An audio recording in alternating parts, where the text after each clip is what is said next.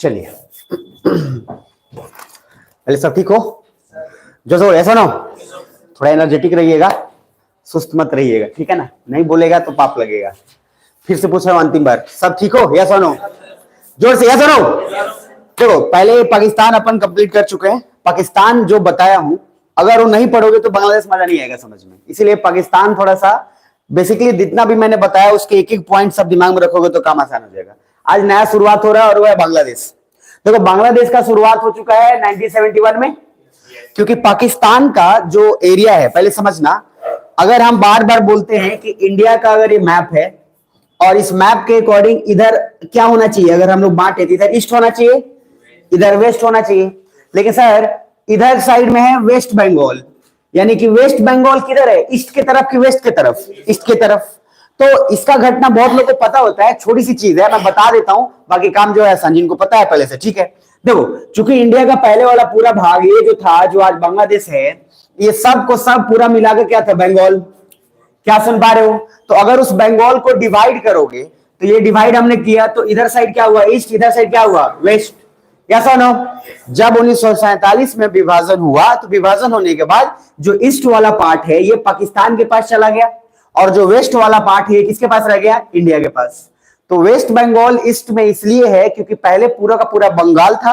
बंगाल को अगर हम काटते हैं तो एक ईस्ट बंगाल होता है, एक वेस्ट बंगाल होता है, और ईस्ट बंगाल किसका एरिया चला गया? पाकिस्तान के पास। और यही ईस्ट बंगाल किस में कन्वर्ट हो गया? बांग्लादेश में। तो फिर से बोल रहा हूं, ये थोड़ा सा छोटा सा चीज है, दिमाग में रख लेना है, बाकी इसके बाद आगे मामला शुरुआत करेंगे। ध्यान से समझना, अगर हम बोले तो क्या बंगाल या जो बांग्लादेश, क्या इंडिया का ही पहले भाग था या नहीं था? था। तो अगर पूरा का पूरा हम देखें सिनेरियो तो बांग्लादेश भी हमारा ही था, क्योंकि बंगाल का ही हिस्सा था और वहां से जो है कटनी छटनी शुरू हुआ। क्या सब ठीक हो? तो सर अलर्ट रह के सुनना। तो हम जिस तरह से पढ़ते हैं कोई भी रिलेशन आईआर के अंदर कि इंडिया और बांग्लादेश का, तो पहले उसका देखोगे क्या कनेक्शन है, कि भैया उसका रिलेशन क्या है। जैसे इंडिया और अफगानिस्तान का रिलेशन हमने देखा था, क्या देखा था? कि कल्चरली हम लोग कनेक्टेड हैं। काबुली चना, काबुली वाला, ये सारा कुछ जो है वो अफगानिस्तान का देन है। उसमें जो रविन्द्रनाथ टैगोर की स्टोरी थी काबुली वाला, उसमें भी जो अफगानी आदमी था वो अफगानिस्तान का जिक्र था। वैसा ही कुछ रिलेशन अगर हम इंडिया बांग्लादेश का देखें तो सर हमारे ही लोग हैं, कोई अलग लोग नहीं है, लेकिन फिर भी कैसे कनेक्शंस है थोड़ा ध्यान से समझिएगा। और फिर बोल रहा हूं कंफर्ट जोन में मत जाइएगा कि नींद आए, पहले ही बोल दे रहा हूं, ठीक है? तो 2-3 पोस्टर बुलाओ ना, ऐसे नहीं रखिएगा प्लीज। और मुझे इससे कोई मतलब ही नहीं है, अगर आप रख भी लेते हो तो क्या फर्क पड़ता है, लेकिन आपको नींद आने लगेगा। थोड़ा देर ऐसे करो, नींद आ जाएगा। और बड़ा नेगेटिविटी का साइन है। आप सोचो घर में खुशी खुशी गए और देखे पापा ऐसे बैठे हुए हैं, पापा अगर ऐसे बैठे हुए हैं ना, देख के आपका नेगेटिविटी और बढ़ जाएगा, आप कहोगे क्या हो गया है। तो इसीलिए ना ये सब पोस्टर्स लाइफ में बड़े मैटर करते हैं, कैसे आप हैं। बुद्धा ने इसीलिए पोस्टर्स पे बड़ा ध्यान दिया है कि आप किस तरीके से बैठते हैं, किस तरीके से हैं, पोस्टर्स का बड़ा रोल है। तो थोड़ा ध्यान रखिएगा, बाकी मर्जी आपकी है। तो इंडिया एंड बांग्लादेश की बात करते हैं तो सबसे फर्स्ट मैंने बोला कल्चरली हम लोग पहले से कनेक्शन थे कि नहीं थे? तो थे। कल्चरली प्लस एथिकली मतलब क्या है? देखो इस नोट्स के अंदर मैं ऑनेस्टली बताऊं तो अगर कोई आदमी पढ़े डायरेक्टली मेरे बिना पढ़ा है तब भी मामला आसान हो जाएगा, बहुत इजी हो जाएगा, उसको कोई जरूरत नहीं पड़ेगा। बट फिर भी कल्चरली एंड एथिकली हम लोग पहले से थे। और ये जो एथिकली है इसमें एक वर्ड है एथनिक। देखो दो शब्द होता है, एथिक्स अलग है, एथनिक अलग है। तो सर अभी के लिए समझना, बांग्लादेश वाले और हम अपनी बात करते हैं तो हम लोगों का ज्यादा डिफरेंस नहीं है, क्योंकि हम लोग वही हैं। बांग्लादेश के क्रिकेटर को कभी देखिएगा, बांग्लादेश के क्रिकेटर को अगर देखिएगा तो उनको इंग्लिश बोलना जल्दी ठीक से नहीं आता है। ध्यान से समझिएगा, ज्यादातर जैसी कुछ बोलेगा तो स्विच ऑन हो जाएगा और धीरे धीरे बोलेगा और इंग्लिश बड़ा सोच समझ के बोलेगा। एक बार क्वेश्चन बोला उसको 2 बार पूछेगा क्या बोले, तो उसके बाद फिर वो जवाब देगा। मतलब मैं उसका मजाक नहीं उड़ा रहा हूं, बल्कि इंटरेस्टिंग बात ये बता रहा हूं कि हमारे इंडिया में भी समी टाइप बॉलर हैं। अरे मोहम्मद समी टाइप जो हिंदी में ही बात करता है हर जगह, उसके लिए कमेंटेटर खुद स्विच कर जाता है हिंदी में। जहां इंग्लिश में पूछा सीधा बोलेगा, हिंदी में बोले के बाद तो बोलना तो जाता, ध्यान समझिए। और ये देखिए ये कल्चर कहीं ना कहीं अच्छा है बुरा है? बहुत अच्छा है। आप अपने कल्चर को इंपॉर्टेंस देंगे। हम लोग का नसीब खराब है कि इंडिया में इंग्लिश को बहुत ज्यादा प्रायोरिटी दिया जाता है। यहाँ पे बच्चे लोग को कितना सिखाया जाता है, हर गार्जियन बोलता है कि ना हो तो इंग्लिश के कोर्स जरूर कर लियो और कंप्यूटर का कोर्स जरूर कर लिए। ये जो है इंपॉर्टेंट ध्यान लीजिए। जहां पे क्या होता है, जावा, डीसीए, एडीसीए, टीसीए जो भी आप करते रहते हैं, टैली, फैली, तो ये सब जो कुछ है इंटरेस्टिंग बात, वो जो कोर्स होता है वो कोर्स बेसिक्स है, आप आराम से खुद से सीख सकते हैं, उसका कहीं से कोई इस तरह का काम नहीं होता है। बट फिर भी इंग्लिश का बहुत बड़ा हमारे यहाँ क्या है, बहुत बड़ा माहौल बना हुआ है। जबकि सच बात यह है कि इंग्लिश सीखने के लिए किसी भी क्लास की जरूरत नहीं होती। इंग्लिश के लिए एक ही चीज जरूरी है, वो है माहौल। अरे आप 2 महीना जाकर किसी ऐसे जगह पर रह लो जहां सब लोग इंग्लिश में बात करते हैं, तीसरे महीने में आप खुद ही बोलना शुरू कर दोगे। सीबीएसई ऐसा क्या कर देता है कि जो बिहार बोर्ड में और इस तरह से क्या करता है, सीबीएसई सिर्फ माहौल दे देता है कि वहां किताब इंग्लिश में है, लिखना इंग्लिश में हो गया। बिहार बोर्ड का बच्चा को खुद सीबीएसई में भेज दो और ज्यादा दिन नहीं, 2 महीना 3 महीना छोड़ दो, खुद इंग्लिश सीख जाएगा। और यहाँ पे सबसे बड़ा प्रॉब्लम है कि इंग्लिश के नाम पर, स्पोकन के नाम पे सारे बच्चों से पैसा हार पड़ जाता है। तो भैया जो है पैसा कोर्स 3000 में आओ, क्रैश कोर्स करा देंगे, ये जो तरीका है ये बड़ा बेकार है। इसीलिए इंग्लिश सीखने का मैंने बोला मात्र एक ही तरीका है, वो माहौल है। और ये दुर्भाग्य है कि हमारे इंडिया में इंग्लिश को इतना ज्यादा प्रायोरिटी दे दिया जाता है। तो कुछ नीरज चोपड़ा जैसे आदमी होते हैं, कुछ समी जैसे आदमी है जो अपने कल्चर को रिप्रेजेंट कहीं भी कर देते हैं। तो सिंपल प्यार से बोल देता है, हिंदी में बतियाएगा तो बतिया, न तो जो है माइक लेकर जाइए। तो ओवरऑल हमारा कल्चर जो है ये कहीं ना कहीं बहुत ज्यादा प्रभावित है हिंदी से, अगर हम उसको मेंटेन करके रखें तो। यहाँ 1905 दिख रहा है, देखो जिनको पता है ठीक है, नहीं तो जैसे मैं समझा रहा हूं वैसे ही समझते चले जाना, मजा आ जाएगा। 1905 में बंगाल विभाजन का काम जो है शुरू हो गया। हालांकि 1905 में उस बंगाल विभाजन को पूरा अंजाम नहीं दिया गया। मतलब अगर बंगाल के अंदर ये एरिया है तो इसके अंदर पहले ही जो है अंग्रेज फूट डाल दिए थे कि एक तरफ जो है आगे चलकर ईस्ट, एक तरफ वेस्ट बंगाल बनने वाला है। और ये जो बंगाल विभाजन था ये धर्म के बेसिस पे था या कोई फीचर के बेसिस पे था? धर्म के बेसिस पे था, सिंपल सी बात है। तो लॉजिकली समझना। दूसरा है 1906 में मुस्लिम लीग बनने वाला था और अंग्रेज जानते थे पहले से कि इधर देखो भारत के आजादी में बंगाल का सबसे ज्यादा महत्व रहा है। वहां का इतना सारा लीडर इतना ना ज्यादा वायलेंट रहा है और इतना ज्यादा अग्रेसिव रहा है, नॉलेजेबल रहा है कि नाक में दम अंग्रेज का करने वाला सर बंगाल के लोग बहुत ज्यादा हुए। तो अंग्रेज पहले समझ गया था कि अगर और लंबा राज करना है तो बंगाल के लोगों को पहले तोड़ना पड़ेगा। अगर उसको नहीं तोड़े ना तो हम ज्यादा दिन तक रुक ही नहीं पाएंगे। इसलिए उसने पहला ध्यान किस पे लगाया? बंगाल पे। और चूंकि बंगाल के अंदर पहले से बिहार, उड़ीसा, खुद बंगाल, ये सारा एरिया इकट्ठा था, सबको मिलाकर क्या बोल रहे थे? बंगाल। तो एक बड़ा एरिया था। तो सर लॉजिक देखना, 1906 में मुस्लिम लीग बनने वाला था, अंग्रेज ने गेम खेला, लोगों ने विरोध करना शुरू कर दिया। लेकिन सर फिर भी अंग्रेज को पता था, इधर अंग्रेज को पता था कि आज नहीं तो कल बंगाल को तोड़ ही दिया जाएगा, क्योंकि एक नया पनपने लगा था, मुस्लिम का अलग, हिंदू का अलग। और ये अंग्रेज ने बस बीज बो दिया था। और बीज को बोने के बाद देखो ध्यान से 1912 तक आते रहते मामला सारा निपट गया इधर।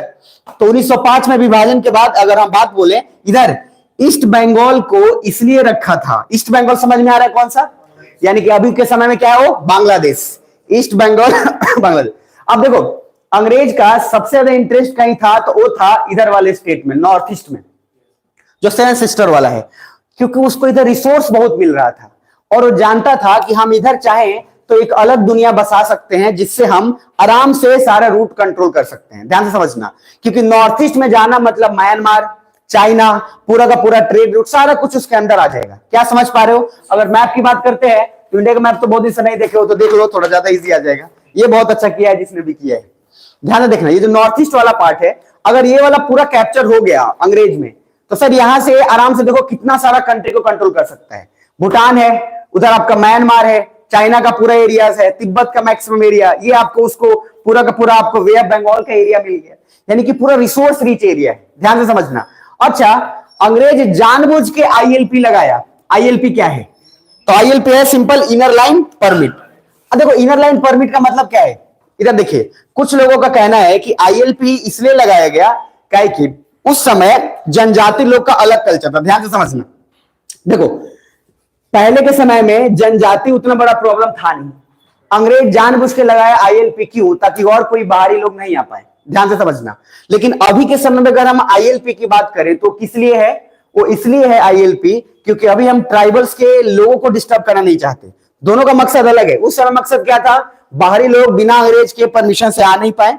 अभी के समय में क्या है कि बाहरी लोग जाएं तो जनजाति को डिस्टर्ब ना हो, एक पर्टिकुलर टाइम तक जाकर वापस आए। सुन पा रहे हो? क्योंकि जनजाति बिल्कुल नहीं चाहते कि बाहर के लोग हमको आकर हस्तक्षेप करें। ध्यान से समझना, इधर देखना। तो लॉजिक क्या है कि अगर यहां पे हम बात करते हैं कि सर इसके आगे का, तो पहला ये तो एक पेज आई थिंक वो चला गया आगे, ये वाला देखना कि अगर हम बात करते हैं कि सर इधर ईस्ट बंगाल को इसलिए रखा ताकि नॉर्थ ईस्ट स्टेट्स, दिख पा रहा है, लोग सेपरेटली एक लॉन्च पैड की तरह इस्तेमाल कर सके। और वहां पे क्रिश्चियनिटी को काफी प्रमोट किया था। क्रिश्चियनिटी को नॉर्थ ईस्ट स्टेट में खूब सारा प्रमोशन मिला था। और अंग्रेज का देखो, मैंने आपको जब थोड़ा सा इतिहास पढ़ाया था तो बोला था कि अंग्रेज का मकसद क्रिश्चियनिटी को प्रमोट करना था, लेकिन उतना भी नहीं था जितना पुर्तगीज का था, जितना किसी और का था। तो सर अंग्रेज इसलिए भी सक्सेसफुल हुए क्योंकि धर्म को बहुत ज्यादा जोर नहीं दिया उसने, चाहा लेकिन उतना नहीं चाहा। पुर्तगीज लोग तो पूरा कन्वर्जन ही शुरू कर देते थे, बोलते थे राज बाद में होगा, पहले धर्म परिवर्तन करो। पुर्तगीज का अलग था। तो एक फेलियर का पुर्तगीज का भी एक कारण बना कि लोग उससे काफी ज्यादा परेशान हो गए। अंग्रेज बीच का गेम खेला, इसलिए वो सक्सेसफुल रहा। और फिर आगे इस तरीके का बहुत सारा चीज है, यहाँ A to Z चीज लिखा हुआ है, ILP inner line permit, India से स्कॉलर किया जा सके, government of India knows everything, ये सारा कुछ। यहाँ पे इस बात का दिमाग देना, फिर मैं एक ही बार पूरा कहानी बता दूंगा, फिर आप नोट्स पढ़ लेना। पहला पार्टीशन हुआ 1905, दूसरा पार्टीशन 1947, ध्यान में रहेगा। और ये दोनों का दोनों विभाजन किस बेसिस पे हुआ था? धर्म के बेसिस पे कि अलग? धर्म, रिलीजियस बेसिस था। एंड उसके बाद फिर थर्ड पार्टीशन 1971। तो अब मैं पहले आपसे पूछूं कि क्या बंगाल जो है, जो पहले था और अभी के समय में जो बांग्लादेश कन्वर्जन है ईस्ट पाकिस्तान से, तो क्या ये पहले हमारा इंडिया से ही प्रभावित था या फिर अलग कल्चर पहले से ही था? इंडिया से ही था। तो जब आप कभी दिमाग में रखेंगे कि हमारा क्या कल्चरल कैसा रिलेशन है, तो भैया हमारे अपने लोग ही हैं, बस शिकार हुए हैं उन लोगों का कि जो है डिवाइड एंड रूल का गेम खेलकर और हमको बांट कर दिए। तो पूरा ओवरऑल हम एक कहानी बता देते हैं आपको, उसके बाद फिर नोट्स को देख लीजिएगा, काम आसान हो जाएगा। कहानी की तरह दिमाग में छप जाए, फिर नोट्स का भी जरूरत नहीं है, किसी किताब का जरूरत नहीं है। अब खाली छपवा दिया जाए तो मामला बेकार हो जाता है। इतना ना लिख लो कि एक नोट्स का दूसरा नोट्स बन जाए और दिमाग में कुछ जा ही नहीं। तो इसीलिए थोड़ा सा आपको मैंने आईआर के कॉपी के लिए बोला था कि जो राइट साइड वाला है वो रिवीजन फॉर एग्जाम है, तो आपको इसको लिखना ही लिखना है, क्योंकि मेंस में जब आप पेपर देंगे तो ये आपके लिए सबसे काम का चीज होगा। अगर आप इसी चीज को हिंदी में भी लिखेंगे कोई दिक्कत नहीं है, क्योंकि बहुत ही जो है फिल्टर्ड आंसर है। अगर पढ़ोगे तो ध्यान से देखो क्या लिखा हुआ है, the land of Bengal in modern times witness 3 partitions, 3 विभाजन हुआ। पहला with the first partition in 1905 which solved the seeds for the partition in religious basis। एक बीज था 1905 में कि धर्म के नाम पर आज नहीं तो कल बंटवारा होगा ही होगा। आगे eventually happened in 1947, the third partition was in 1971 when Bangladesh was created। तो लॉजिक में फिर से बोल दे रहा हूं, अभी तक इंडिया में कितने विभाजन हुए हैं? 3, 1905, फिर क्या बोला 1947 और 1971। इधर देखो, इन दोनों विभाजन का जड़ 1905 है ना। 1905 में कुछ वैसा हुआ रहता तो ना ही 1947 में वो विभाजन होता, और 1947 में अगर विभाजन होता ही नहीं तो फिर थर्ड विभाजन का कोई मतलब ही नहीं बनता। क्या बुझा रहा है? तो सर लड़ाई जब होता है बड़ा वाला, तो लड़ाई का पहले चिंगारी कहीं और होता है और धीरे धीरे वो फूटते फूटते लड़ाई होता है। तो ओवरऑल हम बात करते हैं बांग्लादेश का, तो ये सिर्फ आपके इसमें 2-3 चीज है, दिमाग में रख लीजिएगा। अब मैं पूरा कहानी बता रहा हूं, प्लीज सोना मत। नींद आए तो सर ध्यान रखिएगा कि जागते रहना, तो जागते रहना तो मजा आएगा। जब नींद जबरदस्ती बर्दाश्त नहीं हो तो एक तरीका बता देते हैं, कुछ नहीं करना है। तरीका पता है ना आपको? तो तरीका पता है, 2 तरीका है। पहला गर्म पानी या गर्म कॉफी रखना है और मुंह पे 2-3 बार मार लेना है। अगर इससे भी नींद नहीं जाए तो एक आता है सुई इतना बड़का, बैल उल को दिया जाता है, वो रखिए 2 बार मारिए, मामला जो है बिल्कुल निपट जाएगा। चलिए आते हैं, देखो इधर अब मेन कहानी यहां से शुरू है, तो मैं पूरा कहानी बता देता हूं। आज हो ना हो बांग्लादेश पूरा खत्म ही हो जाएगा। सुन पा रहे हैं? तो लॉजिक ध्यान से समझिएगा, ये वाला यहां से 1905 को अब भूल जाइए। 1905 इतिहास के काल का मामला जो है निपटा दिया गया, यानी कि जो है बीज ऐसा दे दिया गया जहर वाला कि आगे विभाजन होना तय है। 1947 2 पाकिस्तान क्रिएट हुआ, जिसमें एक पाकिस्तान है वेस्ट पाकिस्तान और दूसरा क्या है? ईस्ट पाकिस्तान। आराम से समझना। देखो अब मैं चाहूं ना तो ये जो पहले जो मैं समझाता था, तो पहले तो ये था नहीं ऑप्शंस, मैं पूरा कहानी पहले पूरा फॉर्मेट में बताता था। अभी इसके आने से एक फायदा ये हो गया है कि चीजें और ज्यादा क्लियरली ध्यान में आ जाएगा। पहले मैं अब जो है वो इमेजिनेशन क्रिएट करता था, अब जैसे फिजिकल ज्योग्राफी बता रहा हूं या फिर इन्वायरमेंट अब पढ़ाऊंगा तो उसमें क्या है, अब मैं पूरा पिक्चराइज कर दूंगा। अब जो मैप पढ़ाऊंगा तो पूरा पिक्चराइज कर दूंगा, तो अब जो है ना वो मजा ज्यादा आएगा। अब इसका नोट्स का एक बहुत बड़ा बेनिफिट ये हो गया है इसके कारण कि चीजें जो है आप जल्दी जल्दी नोट डाउन कर सकते हैं। अब पहले जैसे देखो अब उसमें देखो, उसमें देखने से क्या होता था, थोड़ा सा तो दिक्कत होता ही था, मेरा एनर्जी बहुत ज्यादा लगता था। अब थोड़ा एनर्जी आसान है। तो ओवरऑल देखो इधर ध्यान से, पाकिस्तान 2 ग्रुप में क्रिएट हो चुका है। कौन सा है? ईस्ट, और एक कौन सा? वेस्ट। इधर देखो, अगर ये इंडिया है तो जनरली पाकिस्तान इधर वेस्ट में है कि ईस्ट में है? वेस्ट में है। इसका ही हिस्सा ईस्ट पाकिस्तान यहां पे है। सुन पा रहे हैं? यानी कि ईस्ट पाक है और ये वेस्ट पाक है। अब प्लीज ध्यान से समझना, बांग्लादेश से पहले की कहानी है। जो इधर वाला एरिया है ये पाकिस्तान, पंजाब हमारा यहाँ पे है, यस और नो? पीएचडी, अरे मैप याद है ना कि भूल गए? पंजाब हरियाणा दिल्ली, मैप इंडिया का याद है? पीएचडी। तो पंजाब के साइड वाला जो एरिया है वो लोग ज्यादातर पंजाबी बोलेंगे, या फिर जो पाकिस्तान वाला है मुस्लिम बहुमत एरिया वो जो है उर्दू बोलेंगे। तो दो चीजें ध्यान से रखना, जो वेस्ट पाकिस्तान वाले लोग थे पंजाबी मुस्लिम थे, दैट्स वाई या तो वो लोग जो है उर्दू बोलेंगे या फिर क्या बोलेंगे? पंजाबी। ध्यान से समझना। लेकिन जो ईस्ट पाकिस्तान में जो बांग्लादेश है अभी के प्रेजेंट में, यानी कि बंगाल का क्षेत्र है, तो ये लोग ज्यादातर बंगाली बोलना प्रेफर करेंगे कि उर्दू बोलना प्रेफर करेंगे? बंगाली। अब सर देखो ध्यान से, कंट्री एक ही है, दोनों एक ही, मतलब पाकिस्तान का एरिया ही वो है, लेकिन दोनों में कल्चर का डिफरेंस है कि नहीं है? है। एक तरफ पंजाबी प्लस उर्दू और दूसरे तरफ ठेठ बंगाली।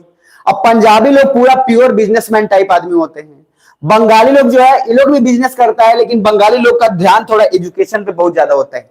ध्यान से समझना। इसीलिए बड़े बड़े जितने भी लोग हुए हैं, बंगाल का भी बहुत बड़ा रोल है। इसका मतलब ये नहीं है कि बंगाली लोग ही सिर्फ पढ़ने वाले होते हैं और कोई नहीं होता है, लेकिन आमतौर पे हमारा जो है मेन पंजाबी जो होता है वो क्या होता है? वो बिजनेस पे फोकस करेगा, और जो बंगाली है वो किस पे फोकस करेगा? जनरली एजुकेशन पे ज्यादा रहता है। इधर देखना, अब सर होता क्या था, ध्यान से समझना। Both Punjabi Muslim and Bengali Muslim has conflict. कैसे कॉन्फ्लिक्ट होगा आप सोच के बताओ मुझे। देखो, मैं आपके घर पे गया, आप बंगाली बोल रहे हैं, मैं पंजाबी या उर्दू बोलता हूं। मैं आपके घर पे गया, आपको कुछ बताना था या समझाना था, आप जो है अपने घर में बंगाली में बात कर रहे हैं। अब मेरे ही देश के हैं आप, हम दोनों एक ही देश के हैं, लेकिन हमको बुरा इस बात का लग रहा है कि हम आए थे पंजाबी में क्या नहीं बतिया रहा है, कि बंगाली में क्या है, वो उसमें भी खुसर खुसर कर रहा है। अब लॉजिक क्या है? हमको इनसिक्योरिटी होगा। अच्छा, उसको भी तो इनसिक्योरिटी होगा, क्योंकि वो भी ये सोच रहा है कि आया है तो हमारे लैंग्वेज में क्यों नहीं बात कर रहा है, ये बात क्यों कर रहा है उर्दू में पंजाबी में। अब दोनों को इनसिक्योरिटी होगा। ध्यान से समझना। मान लो आपसे मैं खूब सीरियसली बात कर रहा हूं, आपसे कुछ बता रहा हूं, ये बता रहा हूं, ये समझा रहा हूं, और सडनली थोड़ी देर बाद बगल वाले से मैं कान में फुसफुसा के बात बोल रहा हूं। भले ही मैं वो बात कुछ और का होगा, लेकिन आप लोगों के मन में क्या है? इनसिक्योरिटी क्रिएट हो जाएगा, ये मैंने कुछ और बोला था, उन्हें कुछ और बोला था।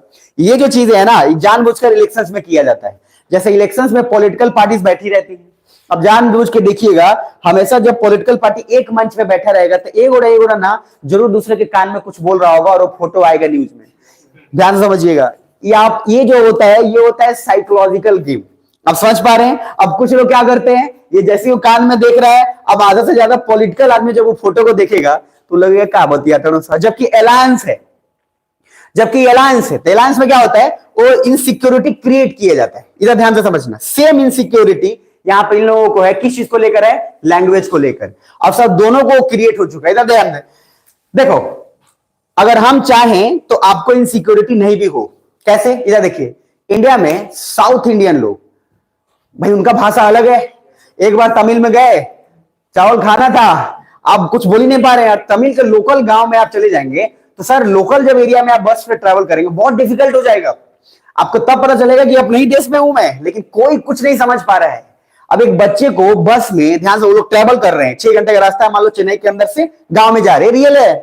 अब बच्चे जा रहे हैं, बच्चों को लगा है सुसु जोर से। अब बच्चा जो है 3-4-5 साल का है, मम्मी जो है जो उसका व्यवस्था डायपर वगैरह होता है वो लेके आई नहीं है। अब बच्चा का जो है हालत खराब है। अच्छा, ये समझा रहे हैं लोग कि बस को थोड़ा साइड में रोक दो, लोग बोल रहे बस को थोड़ा साइड में, लेकिन उसको लग रहा है अच्छा कि बोल रहा है कि आसपास का सीनरी बहुत ब्यूटीफुल। कहा हाँ, वेरी ब्यूटीफुल।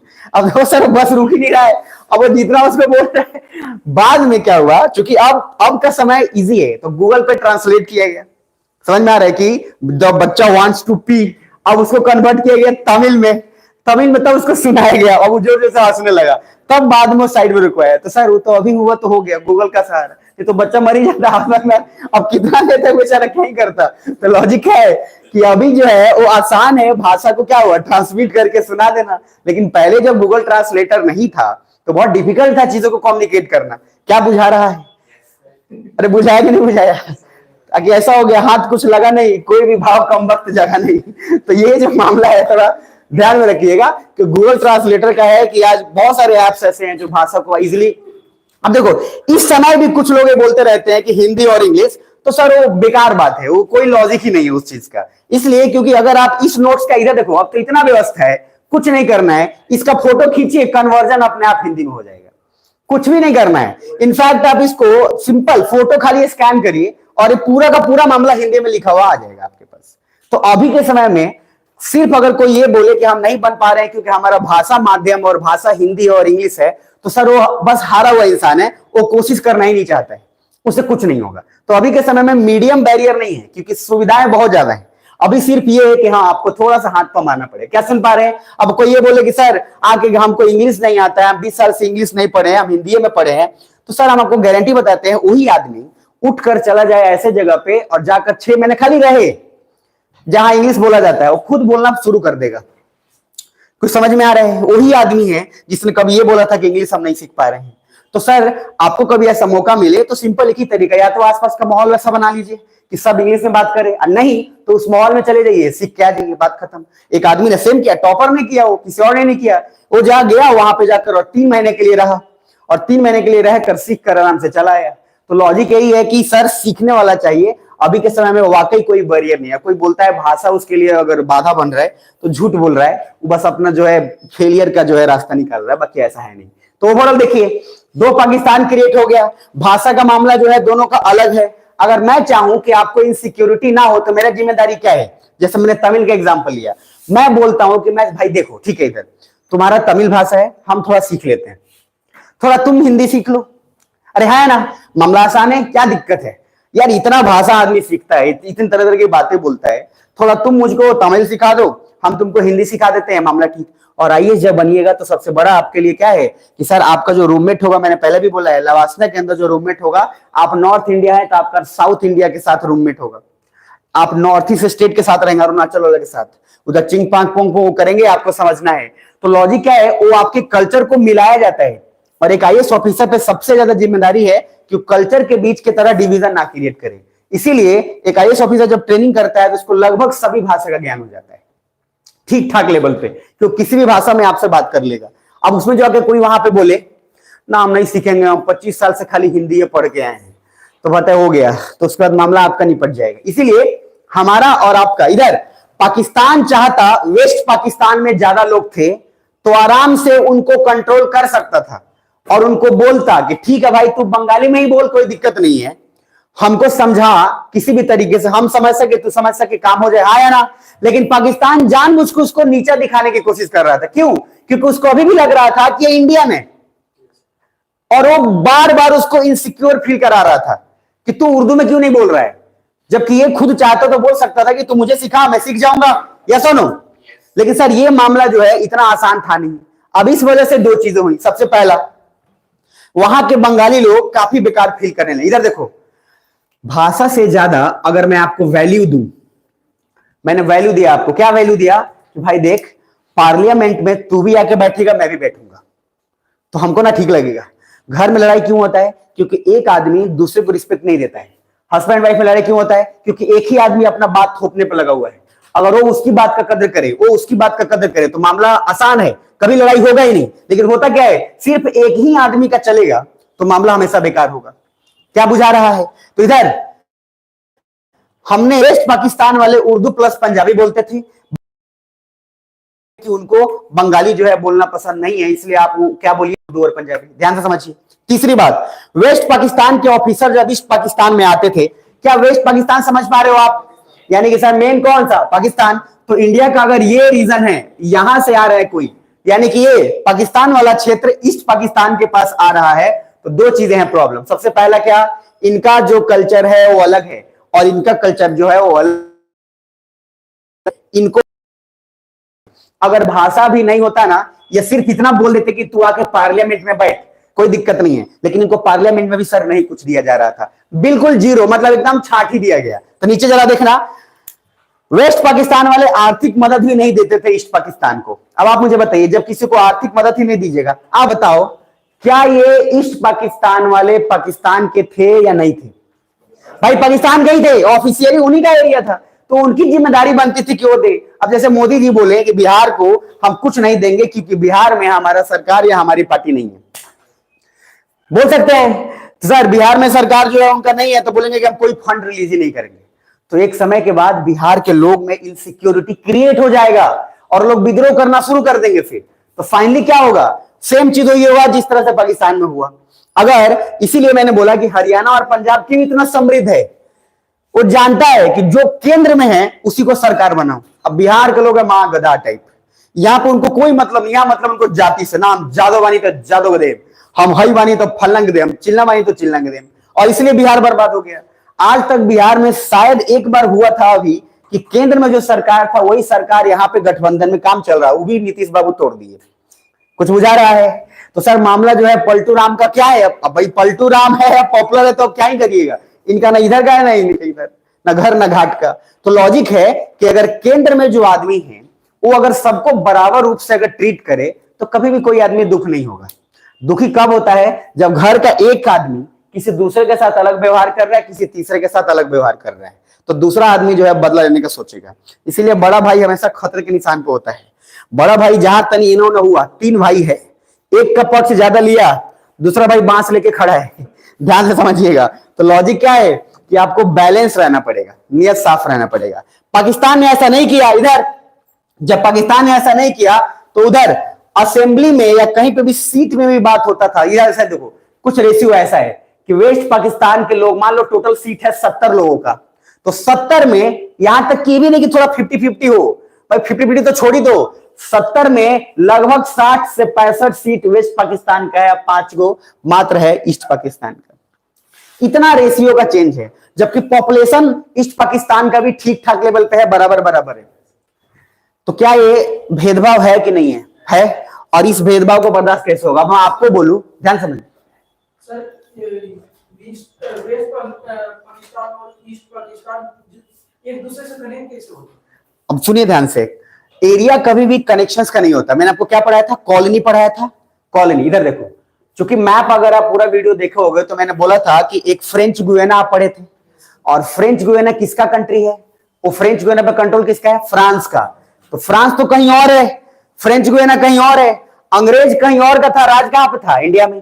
तो सर ऐसा कभी भी नहीं होगा कि एक कंट्री जहां पे है उसका वहीं पे ही बाउंड्री लाइन राज करे, कभी भी ऐसा नहीं होगा। मतलब एक चांसेस पे है। अब देखो, इंडिया के लिए हिसाब से इंडिया लकी आदमी है कि इंडिया का सारा स्टेट इकट्ठा एक जगह मिल गया, लेकिन सर और कंट्री इतने नसीब वाले नहीं भी होते हैं, बहुत सारा का है। अब देखो, अब लॉजिक क्या है, कभी भी मत सोचना कि बाउंड्री यही है तो यहां है तभी वो कंट्री होगा, जरूरी नहीं है। अब आपका एक खेत आपके घर के बगल में है, दूसरा खेत चल गया ऐसा दूर जगह पे जहां पे सर आपका मामला आसान जो है नहीं होगा। अब आप मुझे बताओ, ये आप बेसिकली अगर सोचोगे तो ईस्ट बंगाल के लोग सबसे ज्यादा परेशान क्यों है? क्योंकि ना तो इनको आर्थिक मदद दिया जा रहा है, ना ही इनको वो वैल्यू दिया जा रहा है, जबकि क्या है, अलग है या पाकिस्तान के ही है?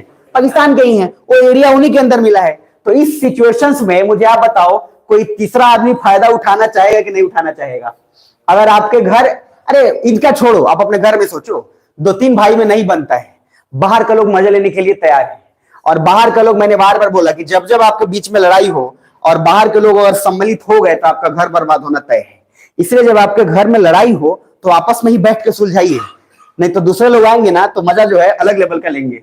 इसीलिए, और वैसा लेंगे कि दोनों को खटवाएंगे, और सर ये खटवाना बड़ा डिफिकल्ट होता है, और इंडिया में जानबूझ के ऐसा होता है। इधर देखिएगा, फाइनली हम जब यहां तक आएंगे तो 2 चीजें हुआ। क्या हुआ? इंडिया ने देखा क्या कि वो बांग्लादेश में जो है ईस्ट पाकिस्तान वाले जो लोग है ये परेशान है, और हमारे देखो बंगाल का बॉर्डर ईस्ट पाकिस्तान से ज्यादा नजदीक है कि वेस्ट पाकिस्तान से? ईस्ट पाकिस्तान से। अरे भैया, बंगाली लोग ये रहे और यहीं पे रहा क्या? ईस्ट पाकिस्तान, हाँ या ना? तो इंडिया सोचा क्या कि यार इनका मदद तो करना चाहिए।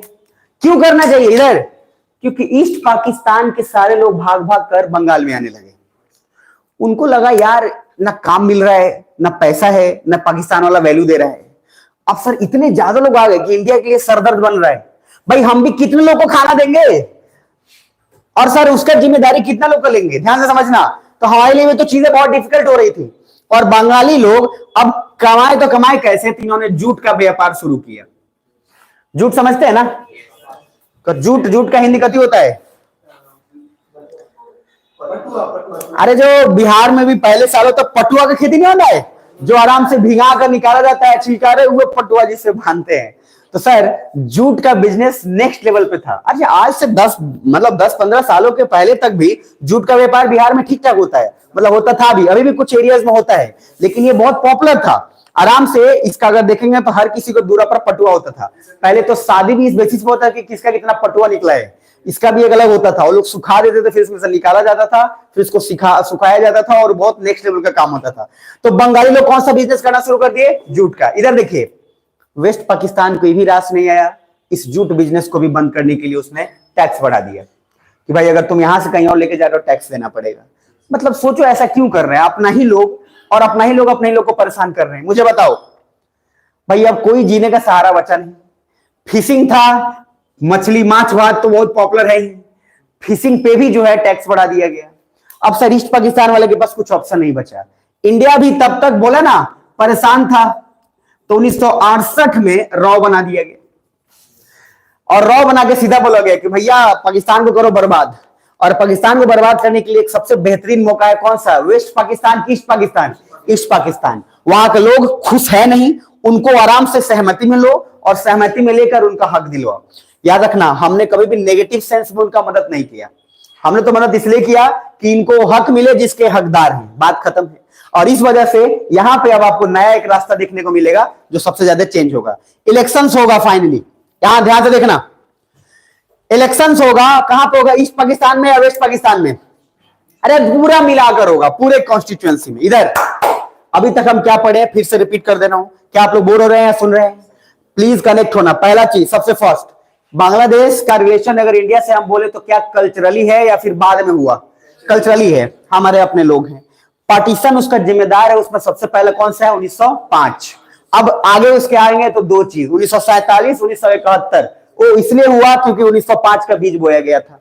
अब जब उसके आगे आते हैं तो ईस्ट पाकिस्तान, वेस्ट पाकिस्तान, दोनों का कल्चर एक था कि डिफरेंट था? डिफरेंट था। और सर अगर जब बात करेंगे कि दोनों का डिफरेंस क्रिएट हो गया और पाकिस्तान ने उनको वैल्यू नहीं दिया तो मामला चीजें चेंज हुई। इधर ईस्ट पाकिस्तान में एक नाम है शेख मुजीबुर रहमान, और ये नाम मैंने बोला था भूलिएगा मत, क्योंकि शेख मुजीबुर रहमान का बहुत बड़ा कंट्रीब्यूशन है, और इन्हीं की पार्टी अभी है, इन्हीं की जो है बेटी, और शेख हसीना, नाम सुनेंगे आप लोग ना, शेख हसीना जो अभी बांग्लादेश में है। तो सर इनका एक पार्टी है अवामी लीग। तो शेख मुजीबुर रहमान, इन्होंने एक ग्रुप बनाया जिसका नाम है अवामी लीग, और ये उस समय जब इलेक्शंस में लड़े, अवामी लीग अपने पार्टी नाम से जीत गए। कौन जीता? शेख मुजीबुर रहमान। और इनको इतना बहुमत मिला कि उतना पूरा वेस्ट पाकिस्तान में किसी को नहीं मिला होगा, पूरा मिलाकर, और लगभग जबरदस्त वोट मिल गया। अब सर वेस्ट पाकिस्तान में जो भुट्टो था, ध्यान से समझना, अब ये जो भुट्टो है ये वेस्ट पाकिस्तान के एक सीट पे जीता था। इसके दिमाग में आया क्या कि भाई इसको इतना कहां से समर्थन मिल गया मुजीबुर रहमान को। अब मुझे बताया ना, पाकिस्तान के लोग एकदम एक नंबर के हरामखोर टाइप, इनको इस बात से दुख नहीं है कि हम हारे हैं या हमारा क्या होगा, इनको इस बात से दुख है कि दूसरा कोई 3 मंजिला काय बना लिया। भैया भाई बोले नहीं कि दो टाइप के दुखी लोग हैं, एक वो दुखी लोग हैं जो अपने दुख से दुख हैं, और एक वो लोग हैं जो दूसरों के सुख से दुख हैं कि भाई वो काय आगे बढ़ रहा है, हमारा कुछ नहीं हो रहा है। अब पाकिस्तान वही सेकंड कैटेगरी वाला है। अब सर शेख मुजीबुर रहमान को घेरा और बोलना शुरू किया कि शेख मुजीबुर रहमान को हम सरकार में नहीं आने देंगे, सभा में बैठने नहीं देंगे, क्योंकि शेख मुजीबुर रहमान हमारे मिट्टी का नहीं है। मिट्टी का नहीं है मतलब क्या? तो बोला ये पाकिस्तानी नहीं है, बंगाली, और बंगाली मतलब इंडियन है। देखिए कितना फालतू का स्टेटमेंट है ये। एरिया डिवाइड हुआ, एरिया आप में गया, और उसके बावजूद आप क्या बोल रहे हैं कि इंडिया ने मदद किया है और आप सन ऑफ सॉइल नहीं है। मतलब ये जो है यहाँ का नहीं है, ये कहां का है? बंगाल का, और बंगाल का है। बोला ये गजब आदमी है। कुछ लॉजिक नहीं था। लॉजिक इस बात का था क्योंकि सर पहले इसको पता हो गया था कि इंडिया का मुजीबुर रहमान का एक तरफ सपोर्ट है, और अगर ये आ गया तो उसके बाद पूरा का पूरा जो है इतिहास फिर से दोहराया जाएगा, पूरा पाकिस्तान फिर इंडिया में मिल जाएगा। ध्यान से समझना, ये उस समय इनसिक्योरिटी सबसे ज्यादा हो गई, और इसके कारण इधर देखो, हाँ भूटान ने भुट्टो ने पावर में आने नहीं दिया, ये कहकर कि आप सन ऑफ सॉइल नहीं है, आपने बाहर के लोगों से सपोर्ट लिया है, और इसको जो है काफी प्रताड़ित किया गया। देन रॉ ने इस मुद्दे को खूब हाईलाइट किया। इधर देखो, जब यहां के लोग अवामी लीग को इतना ज्यादा सपोर्ट करके आगे बढ़ाए, पाकिस्तान को बर्दाश्त नहीं हुआ वेस्ट पाकिस्तान में, तो भुट्टो ने पूरा का पूरा जो है पूरा आर्मी से लेकर पूरा सैनिक भेज दिया। और रॉ उस समय था, रॉ ने सिंपल बोला सारा वीडियो रिकॉर्ड करो और इंटरनेशनलाइज कर दो कि ये देखो ये लोग अपने ही लोगों को मार रहे हैं। अरे भाई तो अपने लोग को मार रहे हैं ना ये। और सर उसके बाद ह्यूमन राइट्स की बात कर रहे हैं। तो इधर क्या किया, यूएसए भी कुछ नहीं बोल पा रहा था। क्यों? क्योंकि इंदिरा गांधी ने दिमाग लगाया था, और इंदिरा गांधी ने एक ही बात बोला था कि अब रॉ सारा गेम खेल रहा है ईस्ट पाकिस्तान में, लेकिन जब पाकिस्तान मार रहा है तो हम ये बोल रहे हैं कि वो अपने ही लोगों को मार रहा है। क्या बुझा रहा है? इसको पॉलिटिकली बहुत अच्छा आइडियाज, बहुत बहुत तगड़ा बोला गया। 1971 में हमने जानबूझकर इतना दबाव डाल दिया था ईस्ट पाकिस्तान के थ्रू वेस्ट पाकिस्तान पे कि हम चाहते थे कि हम पे अटैक करे। मैंने आपको पाकिस्तान पढ़ाया तो उस समय भी बोला था, हम चाहते थे कि अटैक करे और हम पूरी तरीके से तैयार थे। ध्यान से समझना। अब इसलिए जैसे एक हुआ तो पाकिस्तान के आर्मी ने एक ऑपरेशन स्टार्ट किया जिसका नाम है ऑपरेशन सर्च लाइट। और इसका नाम क्या? Operation search light. लाइट ढूंढ रहा है। अब अंधेरा जहां पे हो तो सर मैंने बोला ना कि पाकिस्तान की जितना ऑपरेशन का नाम थोड़ा ध्यान से देखोगे एकदम बकलोल टाइप का ऑपरेशन का नाम रखा है, जैसा आम है वैसा ही। अब ऑपरेशन सर्च लाइट, लाइट ढूंढ रहा है। हमको लगा ऑपरेशन टॉर्च लाइट रखता तो और ज्यादा ठीक रहता। लिहाजा से समझिएगा ऑपरेशन सर्च लाइट चलाया। और जानते हैं ईस्ट पाकिस्तान में मुजीबुर रहमान के सपोर्टर को पूरी तरीके से मारने लगा और एक एक करके चुन चुनकर पिटाई शुरू हुआ। लेकिन इस समय रॉ भी इंडिया में था, और सॉरी रॉ जो है ऑलरेडी ईस्ट पाकिस्तान में अपना एक्टिव था। इसने मुजीबुर रहमान के सपोर्टर को हथियार से लेकर सब कुछ उपलब्ध करवाया और सिंपल बोला कि भाई अब जो है ऐसे मामला चलेगा नहीं, अब तुम लोग भी जवाब दो तभी जाकर मामला निपटेगा। और मुजीबुर रहमान ने फाइनली इधर ये जो पूरा का पूरा मामला किया था, ये इसलिए किया था हम लोगों ने क्योंकि हम चाहते थे कि पाकिस्तान हमारे यहां पे अटैक करे, वेस्ट में। कहां पे अटैक करे? ये राजस्थान, गुजरात और इन सारे क्षेत्रों में। ध्यान से समझना। और पाकिस्तान के लिए आसान भी तो था यहां पे अटैक करना। अरे कुछ बुझा रहा है? इधर देखो, इनफैक्ट पाकिस्तान अगर यहां पे अटैक करता, यानी कि ईस्ट पाकिस्तान में अगर उसको अटैक करना होता तो उसके लिए थोड़ा उसको संसाधन और एफर्ट ज्यादा लगाना पड़ता। अरे आप मुझे बताओ, ये आदमी यहां पे है, यहां बम मारना ज्यादा आसान है कि यहां बम मारना आसान है? यहां पे। तो सर ये हमको पता था कि हम इतना ना ज्यादा प्रेशर क्रिएट करेंगे कि ये हम पे यहां अटैक करेगा और हम यहां बांग्लादेश बना देंगे। कुछ बुझा रहा है? तो हमने पूरी तरीके से जान कहां लगाया? वेस्ट पाकिस्तान पे लगाया। और हम चाहते थे कि अटैक करे, इसने अटैक भी किया, हमने इसको क्या बना दिया? बांग्लादेश। तो सर 1971 में हैप्पी बर्थडे टू बांग्लादेश। तो 1971 में बांग्लादेश का जो है जन्म हो गया। अब लॉजिक ये है कि बांग्लादेश का जन्म होते ही अब वेस्ट पाकिस्तान को लगा कि अब हमारे पास कुछ बचा ही नहीं, जो बचा खुचा एरिया था वो निपट गया। और इसलिए मैंने बोला कि अभी के समय में सच बात यह है कि पाकिस्तान के पास बहुत ही कम एरिया बचा है और अभी सबसे ज्यादा इनसिक्योर है पाकिस्तान, सबसे ज्यादा। क्योंकि मैंने क्या बोला, 1950 में नेहरू जी ऐसे भी बोले थे कि एक दिन आएगा जब पूरा पाकिस्तान भारत में मिल जाएगा। अब पाकिस्तान का अलग माथा खराब है, क्योंकि इधर देखिए 370 तो हट ही गया ना, पूरा स्टोरी बता दिया। 370 का मामला डन। उसके बाद पीओ के एरिया पे हम लोग बोल ही रहे हैं कि सर पीओ के एरिया के लोग बोल रहे हैं हमको भारत में मिलना है, ये भी मामला डन। इधर ईस्ट पाकिस्तान का मामला डन, बचा कच्ची। अब जो ले दे के मुट्ठी पर बच्चा है उसको लोग ऐसा ही अगर बाघा बॉर्डर खोल दिया जाए और पूरे इंडिया के लोग को बोल दिया जाए कि जाइए और पूरे पाकिस्तान के लोग को लेके आ जाइए तो आसान है। ज्यादा देर का गेम में नहीं है, 3 घंटा में पूरा का लोग इधर दिखेगा कि इधर पूरा नाच रहा है। तो लॉजिक ये है कि सर ओवरऑल हमने किसी तरीके से ईस्ट पाकिस्तान को कन्वर्ट कर दिया, किसमें? बांग्लादेश में। इधर ध्यान से देखना, सब खुश थे। 1971 में हमने जो लड़ाई करी इससे सभी खुश थे, लेकिन साउथ अफ्रीका हमसे नाराज हो गया। तो साउथ अफ्रीका इसलिए नाराज हो गया क्योंकि गांधी जी का दिन है। गांधी जी ठहरे अहिंसा आदमी। अब सर साउथ अफ्रीका कह रहे हैं कि हमारा जो दोस्ती था वो तो गांधी जी के बेसिस पे था, कहां से आई एगो और गांधी, इंदिरा गांधी, इसने आया इतना भौकाल टाइप किया मामला कि मामला जो है पूरा बदल गया। तो मैंने बोला जब भी कभी कुछ नया चीज करोगे तो हर देश के साथ डिप्लोमेटिक रिलेशन थोड़ा अलग अलग होगा ही होगा। भाई सबको खुश नहीं कर सकते ना, सबको खुश कहां से कर सकते हैं? तो हमने नाराज किया, लेकिन हमको पता था कि साउथ अफ्रीका हमारे लिए बहुत बड़ा गेम चेंजर है। तो हमारे बाद के सारे प्राइम मिनिस्टर लोग, जितने भी मुख्यमंत्री नहीं प्रधानमंत्री आए, इस समय कभी मिलिट्री का ज्यादा बातें नहीं किया। उसके बाद न्यूट्रल होते चले गए कि ना हम अहिंसा, आप मानते हैं अहिंसा, हम अहिंसे के आवे करें, क्या दिक्कत? लेकिन साउथ अफ्रीका जो है वो लड़ाई उड़ाई में ज्यादा बिलीव करता नहीं है। अब साउथ अफ्रीका जो है बार बार इन पर दबाव डालने लगा क्योंकि कुछ ट्रेड एंड रिलेशन पे हमारा इफेक्ट होना शुरू हो गया। इस वजह से हमने फिर डिप्लोमेटिकली मामला चेंज किया। बट ओवरऑल मुझे बताओ, क्या 1971 जो हमने किया जस्टिफाइड है कि नहीं? बिल्कुल जस्टिफाइड है। इसलिए जस्टिफाइड है क्योंकि अगर हम ईस्ट पाकिस्तान को नहीं अगर इस तरह से सपोर्ट करते ना तो एक ना एक दिन उसका दबाव हम ही पे झेलना पड़ता। अरे सुन पा रहे हो? जैसे मैंने बोला आपको कि आपके घर के बगल में कोई भूखा है, कोई घर में अगर है, और अगर आप उसमें प्रॉब्लम में जाकर उसको एक दो रोटी नहीं दे रहे हैं तो उसका दबाव आप ही पे पड़ेगा और पूरा लोग उसका महसूस करेगा दबाव। तो इसीलिए अगर आपके पास एक रोटी या दो रोटी दे देने से कुछ फर्क नहीं पड़ रहा है और किसी का पेट भर जा रहा है तो हिचकिचाइएगा मत, दे दीजिएगा, लाइफ बहुत बढ़िया से चलेगा और सोसाइटी भी बढ़िया से चलेगा। तारक मेहता का उल्टा चश्मा आप लोग बहुत ज्यादा पॉपुलर हो गया, बहुत लोग पता नहीं दिन रात देखते रहते हैं, वही में बहुत लोग भाई देखा है मैंने, बड़े बड़े लोग देखते रहते हैं उसको, मतलब जो है ना बड़का बड़का कार्टून वाला तो छोड़ दो, कुछ वैसे भी लोग हैं दिमाग उनका मैंने 35 साल का हो गया है लेकिन अभी भी दिल तो बच्चा है जी, वो भी कार्टून देख रहे हो, तो मोटू पतलू भी देख रहे हैं, वो भी उसी में निंजा उंजा देख रहे हैं, उसी में चाऊ माऊ वो जो कर रहे हैं। तो लॉजिक क्या है कि सर जब भी इस तरीके का घटना होगा हमने जस्टिफाई इसलिए बोला क्योंकि उसका दबाव हम ही पे पड़ता है, क्योंकि बगल में कौन है, हम है, और मैंने बोला पड़ोसी के बगल में कोई आदमी भूखा है तो उसका असर सब पे पड़ेगा, तो पड़ेगा, बात खत्म। इधर देखिए, तो बांग्लादेश तो बन गया, यहां से कोई दिक्कत नहीं है, लेकिन मुझे आप बताओ क्या पाकिस्तान चुप बैठेगा? अरे इतना आसानी से कैसे चुप बैठेगा? हरामखोर लोग इतना शांति से नहीं चुप होते हैं। तो हरामखोर लोग का कुछ नया टेक्टिस आएगा और वो टेक्टिस आपको थोड़ा ध्यान से देख लेना है। अब देखिए क्या क्या कर सकता है, आप सोचो, इस वक्त छोड़ो, आप सोचो पाकिस्तान क्या क्या कर सकता है। पहला चीज, पाकिस्तान हमें भी खुद हमारे भी कुछ वैसा फॉल्ट लाइन पकड़ेगा जिस तरह से हमने उसका ईस्ट पाकिस्तान वाला पकड़ा।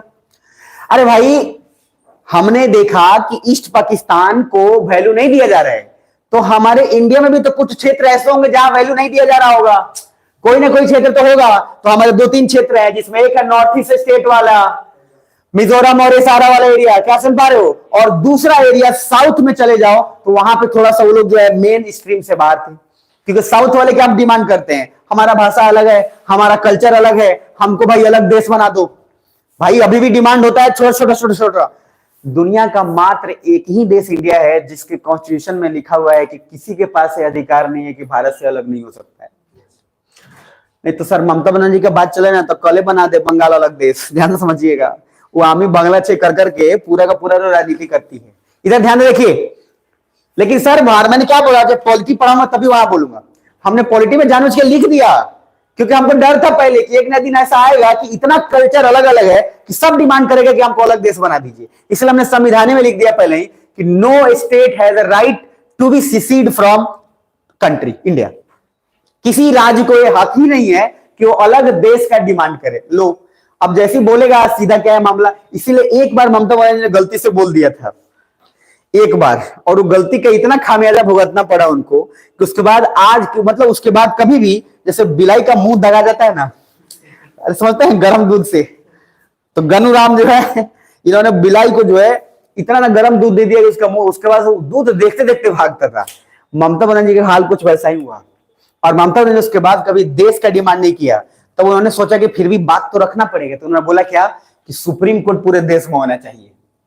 अरे कुछ ना कुछ तो बोलना है ना, तो सर इसलिए उन्होंने बोला कि सुप्रीम कोर्ट देश होना चाहिए। हालांकि इस पॉइंट का लॉजिक था, कुछ ना कुछ लॉजिक था, लेकिन अभी भी फिर भी ये बात जो है जस्टिफाई करके चेंज कर, जैसे नेता लोग नहीं बोलता है, हमारे बातों को तोड़ मरोड़ के पेश किया गया है, बोला वही रहता है।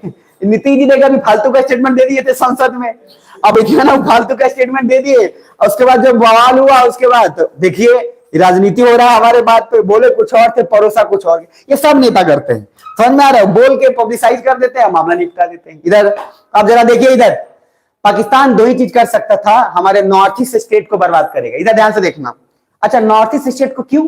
क्योंकि बांग्लादेश अगर बना है तो सर बांग्लादेश के जो ईस्ट पाकिस्तान के लोग उसमें कुछ ना कुछ लोग तो ऐसे होंगे जो वेस्ट पाकिस्तान के सपोर्टर या फिर उनसे प्रभावित होंगे।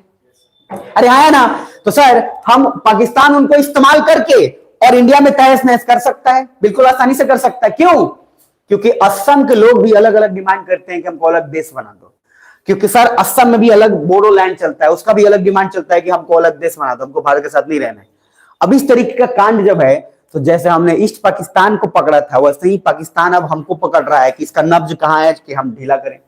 क्या बुझा रहा है?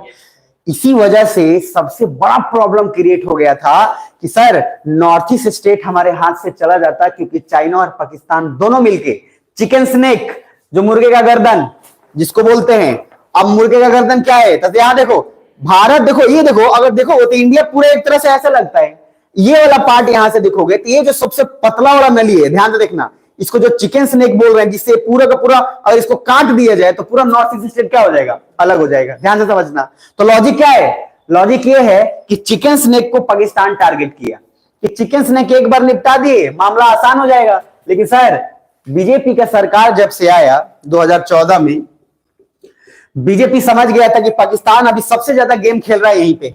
हमने इतना ना ज्यादा नॉर्थ ईस्ट स्टेट में भेज दिया लोगों को, आर्मी को, नेता को, इतना आवाजाही कर दिया कि पाकिस्तान के लिए थोड़ा डिफिकल्ट हो गया। इसीलिए मैंने बोला कि बीजेपी हमेशा नॉर्थ ईस्ट स्टेट में उसका कोई ना कोई मंत्री या कोई ना कोई कुछ, हर किसी का भाषण या कुछ ना कुछ होते रहता है। अभी कुछ दिन पहले सिक्किम के अंदर एक बहुत बड़ा एजुकेशन फेस्ट टाइप का बहुत सारा मामला हुआ था, ध्यान से समझना। तो अब सिक्किम में या नॉर्थ ईस्ट स्टेट में क्यों इस तरीके का करवाया जा रहा है इधर, ताकि लोग का आवाजाही रहे। और आवाजाही होने से वहां पे क्या है, जब आवाजाही बड़े बड़े लोगों का होगा, नेता का होगा, तो जाहिर सी बात है आर्मी, पुलिस, सिक्योरिटी वो धीरे धीरे ठीक हो जाएगा। मोतिहारी में राष्ट्रपति एक बार आई तो मोतिहारी इतना साफ हो गया, कुछ बुझा रहा है सर। रात दिन काम चल रहा था, 2-2 बजे, 4-4 बजे, 6-6 बजे तक बंद कर करके काम चला। और क्या बना दिया देखिए, कचहरी के आसपास ऐसा बना दिया है वो कि सर फोटो खिंचवाने लायक है। रात में कोनो ना कोनो फोटो वहां खिंचवाकर करते रहता है, कोनो बैठ के, कोनो लेट के, कोनो उल्टा। तो लॉजिक क्या है कि वो एक बार आने से इतना चेंज हो गया। और वो भी जितना दिन का काम हुआ ना सर, वो काम शायद 6 साल में उतना नहीं होता जितना काम उन्होंने 1 महीने के अंदर किया है। 6 साल बोल रहा हूं मैं होशो आवास में, क्या काम हुआ है, मतलब जबरदस्त। पूरा गांधी मैदान का ग्रिल टाइट हो गया भाई। गांधी मैदान में आप जाएंगे तो गांधी मैदान का पूरा जो है आर पार कर देता था सब। इन्हें से कोनो भूल से घुस रहा है, कोनो भूल से निकल रहा है, पूरा का पूरा रॉड A to Z लग गया, A to Z पूरा जो है मामला फिनिश हो गया। सर ऐसा ही आप कोशिश बनाइए कि राष्ट्रपति कम से कम महीना में नहीं तो 2-3 महीना में एक बार जरूर आए, हयो आए 1-2 बार की मामला हो। लेकिन इनका थोड़ा राजनीति ज्यादा होता है। ये आते हैं, आप बोलते हैं चीनी मिर्च के चाय पियेंगे, आज इलेक्शन में जीत जाते उस पर फिर आते कहते कोनो बात नहीं, बनाया हुआ चीनी भी ठीक है। तो लॉजिक क्या है, ये प्रधानमंत्री अलग लेवल पे काम करता है, लेकिन राष्ट्रपति क्या है, देश का प्रथम नागरिक है। अब देश का प्रथम नागरिक जब कहीं पे जाएगा ना प्रेसिडेंट, तो वहां के स्टेट की जिम्मेदारी भी बहुत ज्यादा बढ़ जाएगी, सेंट्रल की भी जिम्मेदारी बढ़ जाएगी। इसीलिए जो है नीतीश जी खुद रिसीव करने आए, और नीतीश जी खुद जो है उनको पूरा का पूरा दिखाएंगे, कहेंगे सर महामहिम है और प्रथम उसके नाम पे ही सारा देश चल रहा है। तो प्रधानमंत्री से ज्यादा अगर राष्ट्रपति महीना 2 महीने में हो तो सर आप उनसे रिक्वेस्ट करिए कि द्रौपदी मुर्मू 2-3 बार जो है आ जाए इन 5 सालों में। मैं बता रहा हूं मोतिहारी अलग लेवल को हो जाएगा, यहाँ कहीं आपको कुछ दिखेगा ही नहीं। तो हो जाए तो ठीक है। तो इसीलिए नॉर्थ ईस्ट स्टेट में हम लोगों ने खूब जाना शुरू किया और डेवलपमेंट वहां पे जो है अलग हुआ। क्यों? क्योंकि हमको पता था पाकिस्तान गेम खेल रहा है। इधर देखिए, जैसे ही 1971 से 74 अभी बांग्लादेश बन गया है, बांग्लादेश खुश है। इंडिया और बांग्लादेश का हनीमून पीरियड चल रहा है अभी, क्योंकि सर नया नया बना है और मामला जो एकदम चल रहा है टॉप लेवल पे। तो खूब एकदम हो रहा है भाई, ये वो भाई पहले तो चलेगा ही। अब इधर देखना, जैसे ही ये हुआ 3 आदमी का नींद खराब हुआ है, यूएसए का, पाकिस्तान का और यूके का।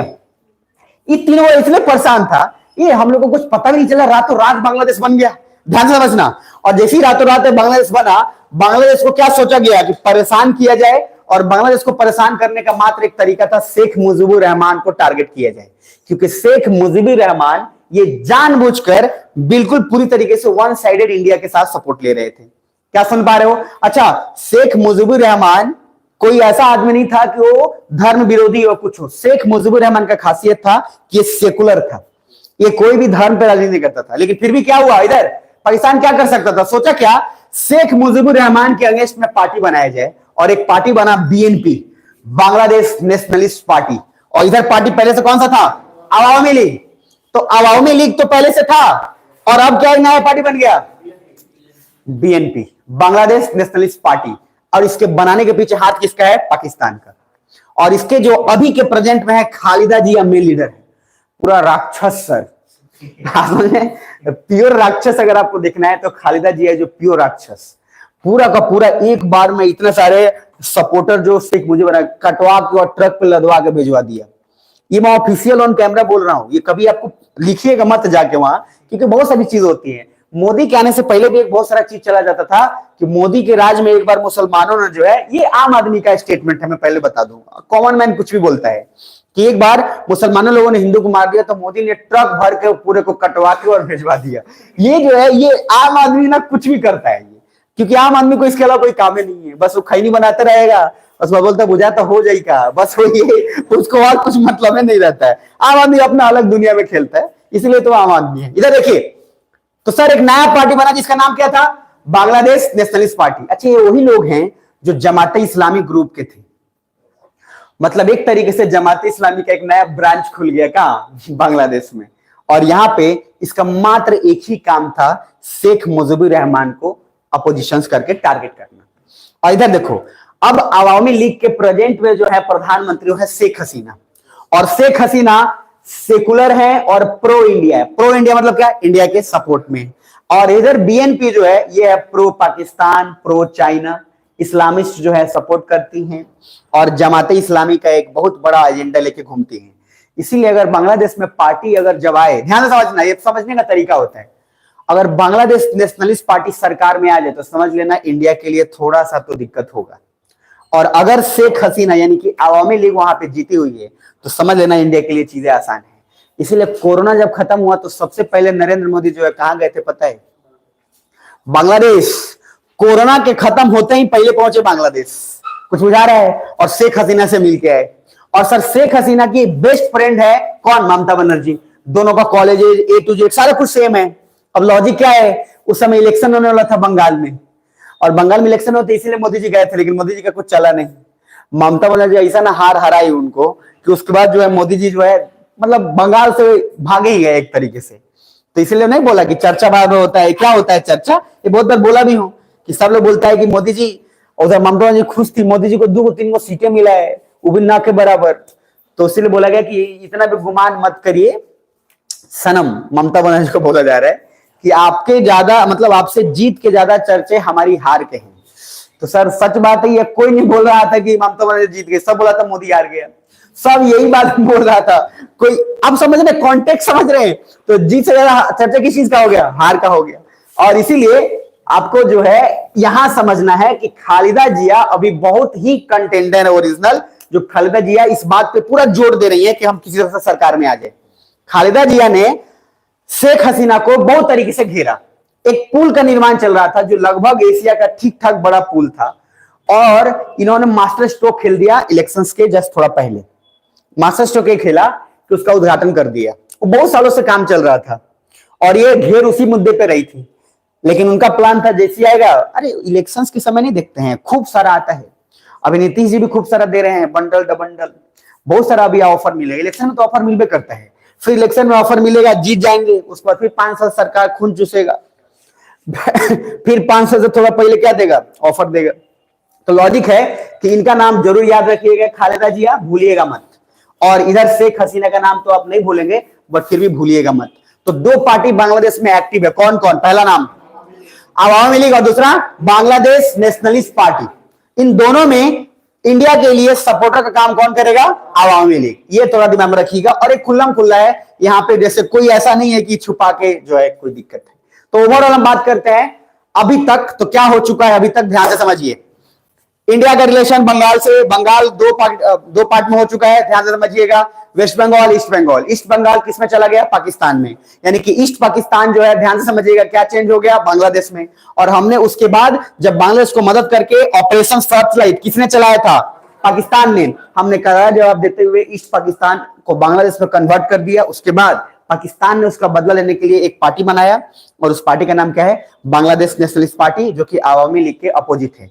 याद रखिएगा, आवामी लीग सिर्फ और सिर्फ मुसलमान और उस तरीके का बहुत कट्टरपंथी वाला काम करता है, जबकि सेकुलरिज्म का जो जिम्मेदारी है वो कौन ले रखा है, आवामी लीग। वो आवामी लीग ने कभी भी किसी को मारा काटा नहीं कि अगर ये धर्म का है तो किसी और को मार दिए, सिया है तो सुन्नी को मार दिए, ऐसा बिल्कुल भी कुछ नहीं किया। इसीलिए आवामी लीग इतना बना हुआ भी है सरकार, अदरवाइज आवामी लीग नहीं। अच्छा देखो ध्यान से, अब अगर इस पॉइंट को पढ़ोगे, 1 मिनट दे रहा हूं, सिर्फ इस पॉइंट को पढ़ के देखो कि कुछ समझ आ रहा है कि नहीं आ रहा है, बाकी अपन समझाएंगे। आराम से ध्यान से पढ़ना, सोना मत।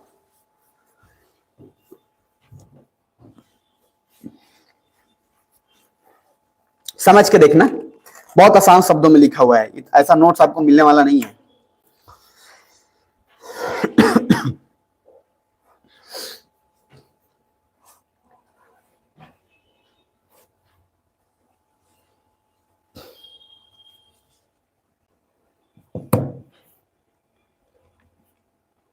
लोग बाहर में ले आए कि बीएनपी वाले? क्या क्या क्या? बीएनपी बांग्लादेश में आए? नहीं नहीं, आएंगे भी नहीं अभी।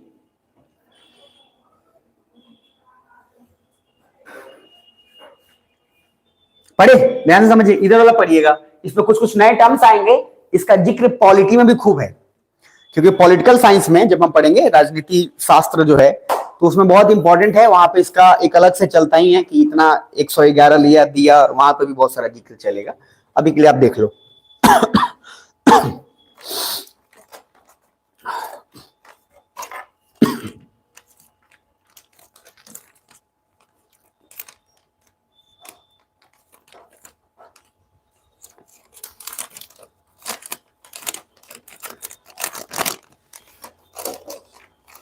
चलो देख लो भैया, देख लिए तो भी ठीक है, नहीं देखे तब भी ठीक है, जगह में हो सब, जिंदा होना प्रमाण दो, यस नो, ठीक है। तो ध्यान से देखना, पहला देखो 3 फेज इसमें दिया हुआ है, इस 3 फेज के अंदर पहला फेज 1 वेव 1, अगर इसकी बात करते हैं तो पोस्ट बंगाल पार्टीशन 1905 से 1947, इसके अंदर क्या हुआ, जब विभाजन होता है तो सर फैमिली का जो टाइज है वो अलग हो जाता है, क्योंकि एक ही फैमिली के लोग कहीं उधर चले गए, कुछ उधर चले गए, तो पहला विभाजन में हुआ। दूसरा, जब हम 1947 से 71 तक बात करते हैं तो फैमिली कुछ रीयूनाइट हुआ, क्यों हुआ, क्योंकि सर मैंने बोला कि ईस्ट पाकिस्तान के लोगों को कुछ भी दिया नहीं जा रहा था, इसलिए ईस्ट पाकिस्तान के बहुत सारे लोग वापस इंडिया में आने लगे। क्या बुझा रहा है, तो सर जो फैमिली 1947 में डिवाइड हुआ था, वो फैमिली उसके बाद लगभग 1971 से पहले तक वापस यूनाइट हो गया, लेकिन फिर से जैसे ही 1971 के बाद की बात करें तो क्या हुआ, आर्थिक कारण से बहुत सारे लोग इंडिया आ गए, कुछ लोग बीएमपी एंड जामियत इस्लामी के चलते भी आ गए,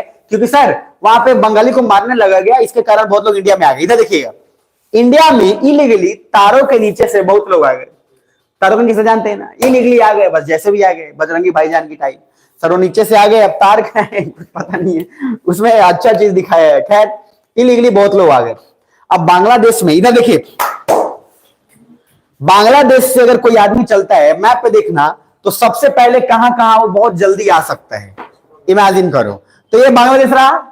अब सब देखो, असम, मेघालय, ये त्रिपुरा, ये सब जगह पे आना आसान है, हाँ है ना, तो लॉजिक क्या है, देखो इधर कि बांग्लादेश जब असम वगैरह एरिया में आएंगे, मिजोरम त्रिपुरा में आएगा, मैंने क्या बोला, क्या जनजाति लोग इसको पसंद करेंगे या नहीं करेंगे, नहीं करेंगे, क्योंकि जनजाति लोग चाहते ही नहीं कि उनके लाइफ में क्या है, कोई भी हस्तक्षेप करे। क्या बुझा रहा है, तो सब इधर अब जनजाति लोग को प्रॉब्लम क्रिएट होने लगा कि सर इनका अपना प्राइवेसी जो है वो खत्म होने लगा, तो जनजाति लोग बोले कहां से आ रहा है भाई।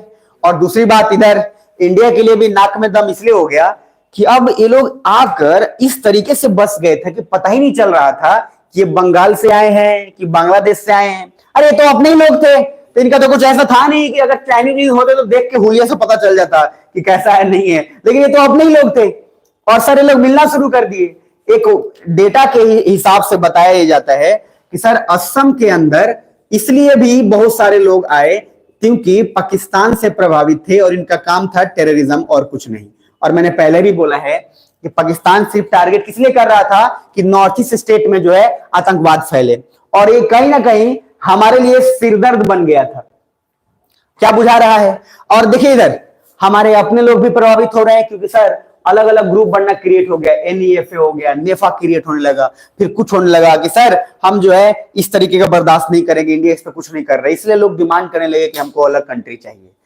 उनका इंडिया से प्रॉब्लम नहीं था, उनको इस बात से प्रॉब्लम था, मैं इधर देखो ध्यान से, कि उनको वैल्यू नहीं मिल रहा था कि इंडिया के साथ थे। भाई सबसे बड़ा प्रॉब्लम ईस्ट पाकिस्तान को क्या था कि हम पाकिस्तान में रहते हुए भी हमको वैल्यू नहीं दिया जा रहा है।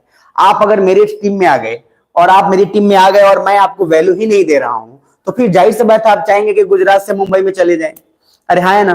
तो लॉजिक क्या है कि अगर इसी तरीके का ये कांड है तो सर हर कोई चाहेगा कि हमारा अलग देश हो जाए, लेकिन इंडिया ने इसको बहुत अच्छे से मैनेज किया। पहली बात ध्यान से समझना कैसे। पहला चीज इधर उन्होंने पहले बोला, इधर 1985 में बोला गया था कि असम अकॉर्ड जो साइन हुआ असम के वहां के गवर्नमेंट से, और साइन होकर बोला गया कि सर यहां पे एनआरसी कराया जाएगा। अभी के लिए बस एनआरसी इतना समझ लो कि नेशनल जो है रजिस्टर फॉर सिटीजन, एनआरसी अभी बस समझ लेना। इसका मुद्दा पॉलिटी में पूरा जिक्र करेंगे बहुत डिटेल में, मजा आएगा। तो एनआरसी ध्यान से समझना कि अगर एनआरसी का मतलब ये था कि जो वहां के लोग हैं उनका डेटा एक तरीके से उनका सब कुछ एक बार चेक कर रिकॉर्ड में करवाया जाएगा। ये कब बोला गया था? 1985 में। क्यों बोला गया था? क्योंकि बंगाल के जो ईस्ट पाकिस्तान वाले सारे लोग हैं, ये बहुत सारे लोग इंडिया में आ गए थे और पॉपुलेशन का दबाव बढ़ रहा था। अब इधर मुझे बताइए, आपके घर में 4 लोग रहते हैं, 4 लोग और आ गए, तो आपके रिसोर्स पे दबाव बढ़ेगा कि घटेगा? बढ़ेगा। अब चावल भी ज्यादा आएगा, आटा भी ज्यादा आएगा, सब कुछ आएगा, तो दबाव तो बढ़ेगा। और सर, पूरा का पूरा जनजाति किस पे डिपेंड होता है? जंगल पे। उसी का वो इज्जत, और उनके लिए जंगल ही सब कुछ होता है, फ्रूट्स खाएगा। अब 20 लोग आ गए, जंगल एक पेड़ पहले हो रहा था, अब 4-5 पेड़ काट दिए। ध्यान से समझ में आ रहा है? अब जनजाति लोग परेशान। इसीलिए बोला गया कि एक डेटा रिकॉर्ड तैयार किया जाएगा, और डेटा रिकॉर्ड के लिए इधर जब देखा गया कि 2013 तक नॉर्थ ईस्ट स्टेट बहुत इनसेंसिटिव हो गया है कि अभी हमसे अलग हो जाएगा, तब 2014 में सुप्रीम कोर्ट ने खुद हस्तक्षेप किया। और सुप्रीम कोर्ट ने बोला 2014 यानी कि सरकार आ गया है इसका, बीजेपी का, तो 2014 में सुप्रीम कोर्ट ने खुद बोला कि जल्दी से जल्दी आप वहां एनआरसी कराइए, नहीं तो असम जो है बहुत ज्यादा लेवल पे बर्बाद हो जाएगा। और ये सुप्रीम कोर्ट को खुद हस्तक्षेप करना पड़ा। क्यों? क्योंकि सर ये मामला इतना संगीन था कि अब समझ में आ गया था, क्योंकि कांग्रेस जो है नॉर्थ ईस्ट स्टेट को पूरी तरीके से ध्यान दिया नहीं था उस मुद्दे को, और इस वजह से 2014 आते ही, ध्यान दे देखना, 2014 आते ही मैंने बोला असम के अंदर खूब सारा मामला जो है एक तरफ से शुरू हो गया, सबको फंड दिया जाने लगा कि भाई पैसा लो, तुम अपना बनाओ स्कूल, तुम अपना कॉलेज बनाओ, ऑटोनॉमस स्टेट का दर्जा, सब कुछ दिया जाने लगा। देखो, किसी भी देश का अगर आपको उसका स्थिति ठीक करना है तो एक ही तरीका है, जॉब दो, उनको एम्प्लॉयमेंट दो, उनको पैसा दो। जैसे एम्प्लॉयमेंट मिलेगा ना, पैसा भी मत दो, अगर उनको एम्प्लॉयमेंट दे दोगे ठीक ठाक हो जाएंगे। मैंने बोला घर का हर बच्चा परेशान रहता है, अगर उसका जॉब हो जाए वही बच्चा जिम्मेदार हो जाएगा। अरे कुछ बुझा रहा है? इधर देखिए, हमारे लिए बांग्लादेश अब सिरदर्द बन रहा था। क्यों? क्योंकि हमने बांग्लादेश बना तो दिया, लेकिन हम बांग्लादेश को अभी भी पूरी तरह से मैनेज कर नहीं पा रहे थे। क्यों? क्योंकि वहां के बहुत सारे लोग इलीगली हमारे यहाँ आ गए थे। इधर देखिए, फिर हमने जब आइडेंटिफाई करना शुरू किया तो बहुत सारे लोग मिले, और इन लोगों के लिए अलग से हमने कैंप लगा दिया। देखो, इंडिया बड़ा इंसानियत वाला देश है, इंडिया ने इन लोगों के लिए अलग कैंप लगा दिया कि भैया तुम लोग यहाँ पे रहोगे। इधर देखिए, अब एक और प्रॉब्लम क्रिएट हो गया। क्या? जब आप कोरोना का समय याद करिए, क्या हुआ था, बाहर से लोग जब आते थे तो उसको बाहर स्कूल पर लेटा दिया जाता था, समय लगा के बाहर रहो, घरे नहीं। अपना लोग मना कर दिया था कोरोना के समय में कि भाई आना नहीं है, 20 दिन 25 दिन बाहर रहो, उसके बाद फिर आना। क्या सुन पा रहे हो? तो अगर उसी तरीके के कैंप में लोग रह रहे हैं, तो जितना लोग देखता था ना कि स्कूल पे जॉन जॉन रह रहा है, उसको दूसरे निगाह से देखता था। आप समझ में आ रहे हो? उसको अजीब सा लगता था कि बाप रे, जो है ये बहुत किसी का जो है नुकसान करेगा। तो सर, इस कैंप के सारे लोग वहां के लोकल लोगों के नजर में आ गए थे कि ये वो लोग हैं जो इलीगल है, तो उनका शोषण भी होगा और इनका गलत इस्तेमाल भी किया जाएगा। क्योंकि सर, जहां 50 रुपए में काम होता है वहां इनको 10 रुपए में काम, और इनके लिए मजबूरी है करना, क्योंकि इनके पास कोई ऑप्शन भी नहीं है। क्या सुन पा रहे हैं? तो लॉजिक क्या है कि सर, 2 प्रॉब्लम क्रिएट हो गया। पहला, अब हमारे असम के अंदर के लोग में ही आपस में इनसिक्योरिटी क्रिएट हो गया, और दूसरा सबसे इंटरेस्टिंग कि जो कैंप के लोग थे इनके पास भी कोई ऑप्शन नहीं था, इंडिया के रिसोर्स पर भी दबाव बहुत ज्यादा बढ़ने लगा। हमने बांग्लादेश सरकार को बोला, तो बांग्लादेश सरकार बाद में एक ऐसा फेज आ जाएगा जो बोलेगी कि ये हमारे लोग ही नहीं, यानी कि बांग्लादेश ने पूरी तरीके से डिनाई कर दिया कि हमारे लोग नहीं है, आप निपटाइए। जबकि हमने यहां तक बोला था कि भाई तुम बांग्लादेश जो लोग हैं उनको तुम लेके जाओ, खर्चा हम ही देंगे। हमने क्यों बोला था? क्योंकि इनके लोग में, इस कैंप में बहुत सारे ऐसे लोग थे जो पाकिस्तान के द्वारा भेजा गया था, और नॉर्थ ईस्ट स्टेट में वो वायलेंस कर रहे थे बार बार, और हमें ऐसा लग रहा था कि असम के लोग और मिजोरम के लोग वायलेंस कर रहे हैं। तो हम बोले कि भाई हम ही पैसा दे रहे हैं, तुम इन लोगों को लेके जाओ। ध्यान से समझ रहे हो? तो अब आपको क्या दिख रहा है कि बांग्लादेश के साथ हमारा थोड़ा खटर पटर शुरू हो गया है कि नहीं हो गया है? हो गया है। तो एक इरिटेंट बनता दिखेगा आपको, लेकिन इससे पहले कि बहुत ज्यादा बड़े, गवर्नमेंट ने बड़ा अच्छा काम किया। क्या बोला गवर्नमेंट ने? कि जो बांग्लादेश जो जगह है वो बांग्लादेश चारों तरफ से सुरक्षित है। ध्यान से देखो, कौन उस पर अटैक करेगा? कोई नहीं करेगा। बिल्कुल देखो, बढ़िया से गोद में बैठा हुआ है वो, नीचे पूरे का पूरा क्या बे ऑफ बंगाल है। अरे कौन जाएगा? किसको सामत आया हुआ है? उधर से ऊपर इंडिया का पूरा घेरा हुआ है।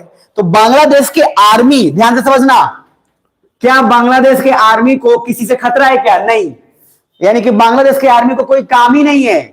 सर, पाकिस्तान में क्यों आर्मी इतना डोमिनेंट है? म्यांमार में आर्मी इतना क्यों डोमिनेंट है? क्योंकि म्यांमार और पाकिस्तान ये सब के सब सुरक्षित हैं। इनको बॉर्डर पे आर्मी की कोई जरूरत नहीं है, इनको किसी से खतरा नहीं है। और इधर देखो, जब जब किसी आर्मी को काम नहीं होगा तो आर्मी पॉलिटिक्स में दखल अंदाजी करेगा। और इंडिया जानता था कि बांग्लादेश के आर्मी को बिजी नहीं रखे तो ये फिर हमारे पॉलिटिक्स में या बांग्लादेश के पॉलिटिक्स में हस्तक्षेप करेगा और एक नया पाकिस्तान फिर बन जाएगा। अरे कुछ बुझा रहा है? तो हमने बांग्लादेश के आर्मी को बोला कि सुनिए ना, थोड़ा बोलिए ना, बोला कि एक बहुत अच्छा हम आपको काम दे रहे हैं। क्या? United Nation peacekeeping force, UNPKF. United Nation peacekeeping force क्या है? तो जब पूरे विश्व में कहीं भी लड़ाई होता है तो कुछ मिलिट्री ग्रुप्स होते हैं जो शांति के लिए बनाए रहते हैं। मतलब उनका काम ये नहीं है कि लड़ेंगे, मतलब उनका काम है कि वो जाएंगे, ट्रेन रहेंगे, सब कुछ करेंगे, लेकिन वो जाएंगे किसी के पास तो शांति के लिए जाएंगे कि लड़ने के लिए जाएंगे? शांति के लिए। तो सर इंडिया ने बोला कि बांग्लादेश के आर्मी को कि आप यूएनपीकेएफ ज्वाइन कर लीजिए ताकि आपको एक वैल्यू मिलेगा इंटरनेशनली। लेकिन वैल्यू का बात नहीं था। रॉ ने इंदिरा गांधी को पहले ही बोला था कि अगर बांग्लादेश का जो है, ध्यान समझिएगा, अगर आर्मी को बिजी नहीं रखे तो आर्मी बर्बाद करेगा और फिर से नया पाकिस्तान बन जाएगा, इसीलिए हमको कुछ करना पड़ेगा। तो हमने उसको ये नहीं बोला कि हमको शांति चाहिए, हमने ये बोला कि तुमको एक्सपोजर मिल जाएगा। अरे हमने क्या बोला कि तुम ओलंपियाड का पेपर दो, निकल गया तो तुमको पहचान मिल जाएगा, तुम जाकर रणजी ट्रॉफी खेलो, तुमको पहचान मिल जाएगा। तो हमने बोला कि पहचान तुमको मिल जाएगा, लेकिन हम चाहते थे कि तुम बिजी रहोगे तो यहाँ बॉर्डर जो है सुरक्षित रहेगा और काम। इधर देखिए, म्यांमार में क्यों बार बार आर्मी का वहां हो जाता है coup? पाकिस्तान में आर्मी इतना पावरफुल क्यों है? क्योंकि पाकिस्तान के आर्मी को कोई काम नहीं है। अरे भाई, हमको, हमारे आर्मी को काम है, क्यों? क्योंकि हरामखोर पाकिस्तान है, क्योंकि हरामखोर चाइना है, क्योंकि हरामखोर अलग है, तो हमारे आर्मी को काम है रक्षा करना है। लेकिन पाकिस्तान को कौन दिक्कत है? और इस वजह से पाकिस्तान का मिलिट्री पावरफुल है कि दिन दिन राष्ट्रपति गायब हो जाता है, प्रधानमंत्री, पाकिस्तान का राष्ट्रपति घर में से गायब हो गया, पता नहीं चला कहां गया। आप समझ के देखिए सर, म्यांमार में जो है वहां का कभी सरकार आया, मिलिट्री ने उठाया, अलग काम किया। हालांकि म्यांमार की मिलिट्री बहुत समझदार मिलिट्री है, वो डेवलपमेंट करना चाहती है। तो भले ही जब म्यांमार पढ़ाऊंगा तो आपको बताऊंगा, लेकिन याद रखिएगा, जब जब किसी देश के मिलिट्री को काम नहीं होगा तब तब मिलिट्री कहां हस्तक्षेप करेगा? बोलो, पॉलिटिक्स में। और पॉलिटिक्स में अगर मिलिट्री आ जाए तो पॉलिटिक्स कभी भी सुचारू रूप से चलेगा, इस बात की कोई गारंटी नहीं है, क्योंकि मिलिट्री का डिसिप्लिन अलग होता है। मिलिट्री माबू, मिलिट्री मैन लोग अलग होते हैं। देखते हैं ना, रिटायरमेंट के बाद मिलिट्री लोग आम आदमी में कहां जल्दी समा पाता है। और वो आम आदमी को देखते तो कटार लेके भागेगा। वो फोन किया कि एम्बुलेंस आई, एम्बुलेंस आधा घंटे की जगह पे 1 घंटे में आया, एम्बुलेंस का शीशे फोड़ दिया। मिलिट्री आदमी, क्योंकि उसको डिसिप्लिन है, उसके लिए टाइम एक एक सेकंड इंपॉर्टेंट है। और आम आदमी क्या बोलता है? बिहान हो जाए, फिर बिहान है तो कब बिहान पक्का। अब मिलिट्री आदमी एक है, मतलब हमारे रिलेटिव भी है, उतना डेंजर है, रिटायरमेंट के बाद आए रहे थे, अब इसलिए उनसे सब बच गए रहते, हर बात पे निकाल लेते हैं बंदूक। अब जैसे कुछ बोला कि जैसे दीवार चल रहा है, कोई थूक फेंक दिया, बंदूक निकाले, मारेंगे बंदूक। अक्सर वो आदमी जो है भाग गया वहां से सरसरा के, क्योंकि मिलिट्री का क्या है, उसका डिसिप्लिन वैसा था, उसको माहौल वैसा मिला था जबरदस्त। तो उसको ना आम आदमी का जो बिहेवियर है उसको पसंद नहीं आता है। और जो आदमी 20-30 साल मिलिट्री वहां रहा हो, उसको थोड़ा भी गड़बड़ी इधर महसूस होगा ना, वो हर बात में बहुत गुस्सा आएगा, शांत रह नहीं सकता है वो, क्योंकि उसकी ट्रेनिंग वैसे ही हुई है और उसके गुस्से को इस्तेमाल करने की ही तो ट्रेनिंग हुई है वहां पे। तो लॉजिक ये है, इसीलिए मिलिट्री मैन जो रिटायर हो जाते हैं उसके बाद देखिएगा या तो कंप्लीट शांत हो जाते हैं या वो कंप्लीट अलग ही हो जाते हैं। वो जल्दी मिल नहीं पाएंगे सब किसी से, इसलिए बड़े लिमिटेड लोगों से मिल पाएंगे। और जहां कुछ हुआ वहां बस एक ही बात में बंदूक निकलेगा, मुरट्ठा बांधेगा और उसके बाद बंदूक निकालेगा। क्यों? क्योंकि सारा गेम किसका है? डिसिप्लिन का है। तो ध्यान से समझिएगा, क्या मिलिट्री को काम देना जरूरी है या नहीं है? जरूरी है, अन्यथा मिलिट्री राजनीति को बर्बाद कर देगा। इधर देखिए, इंडिया में भी हमको पता था कि मिलिट्री अगर चाहे तो इंडिया में बर्बाद कर सकता है, लेकिन हमने मिलिट्री को इस तरीके से डिसिप्लिन किया है कि मिलिट्री के लोग कभी भी राजनीति में जल्दी आ ही नहीं पाएंगे। आना चाहेंगे भी तो दूसरे तरीके से आएंगे, इज्जत से आएंगे, कू करके नहीं आएंगे, विरोध करके नहीं आएंगे। इसलिए देखिएगा जरा, हमारा मिलिट्री का सामंजस्य बड़ा अच्छा होता है। जब अगर मान लीजिए कोई प्राइम मिनिस्टर जाता है लद्दाख में, अरे 26 जनवरी को कभी पहुंच जाते हैं नहीं टोपी लगा के, कभी राजनाथ सिंह टोपी लगा के दिखेंगे आपको, कभी मोदी जी टोपी लगा के दिखेंगे, अमित शाह टोपी लगाया हुआ ठीक नहीं लगता, उसका पहले से टोपी गायब है। तो सर अब लॉजिक क्या है, ये लोग बार बार लद्दाख उद्दाख में आर्मी से जाकर मिलते रहते हैं और वहां रिस्पेक्ट देखिएगा ये लोग कुछ बहुत लेवल पे देते हैं। क्यों? क्योंकि एक मिलिट्री का पॉलिटिक्स में आना किसी भी देश के लिए ठीक कभी भी नहीं होता है। कुछ बुझा रहा है? और इसीलिए हमने बांग्लादेश को क्या बोला, कौन सा आप ज्वाइन करिए, इवेंट पीकेएफ, कि सर चूंकि ये काम देता है, ट्रेनिंग देता है और आपको ट्रेनिंग करते रहना पड़ता है, आप बिजी रहते हैं। ऐसे भी खाली आदमी किसी काम का नहीं होता है, वो बर्बाद ही करेगा। खाली आदमी जो घर को होता है उजाएगा, खाली आदमी रहेगा ना वो खाली खाली रहेगा, वो कभी सर पाइप फोड़ देगा, कभी देखिएगा चापाकल का वो भेल निकाल देगा और बोलेगा क्या करो, वो भेल साफ करने। अरे जो निठल्ला टाइप आदमी होता है।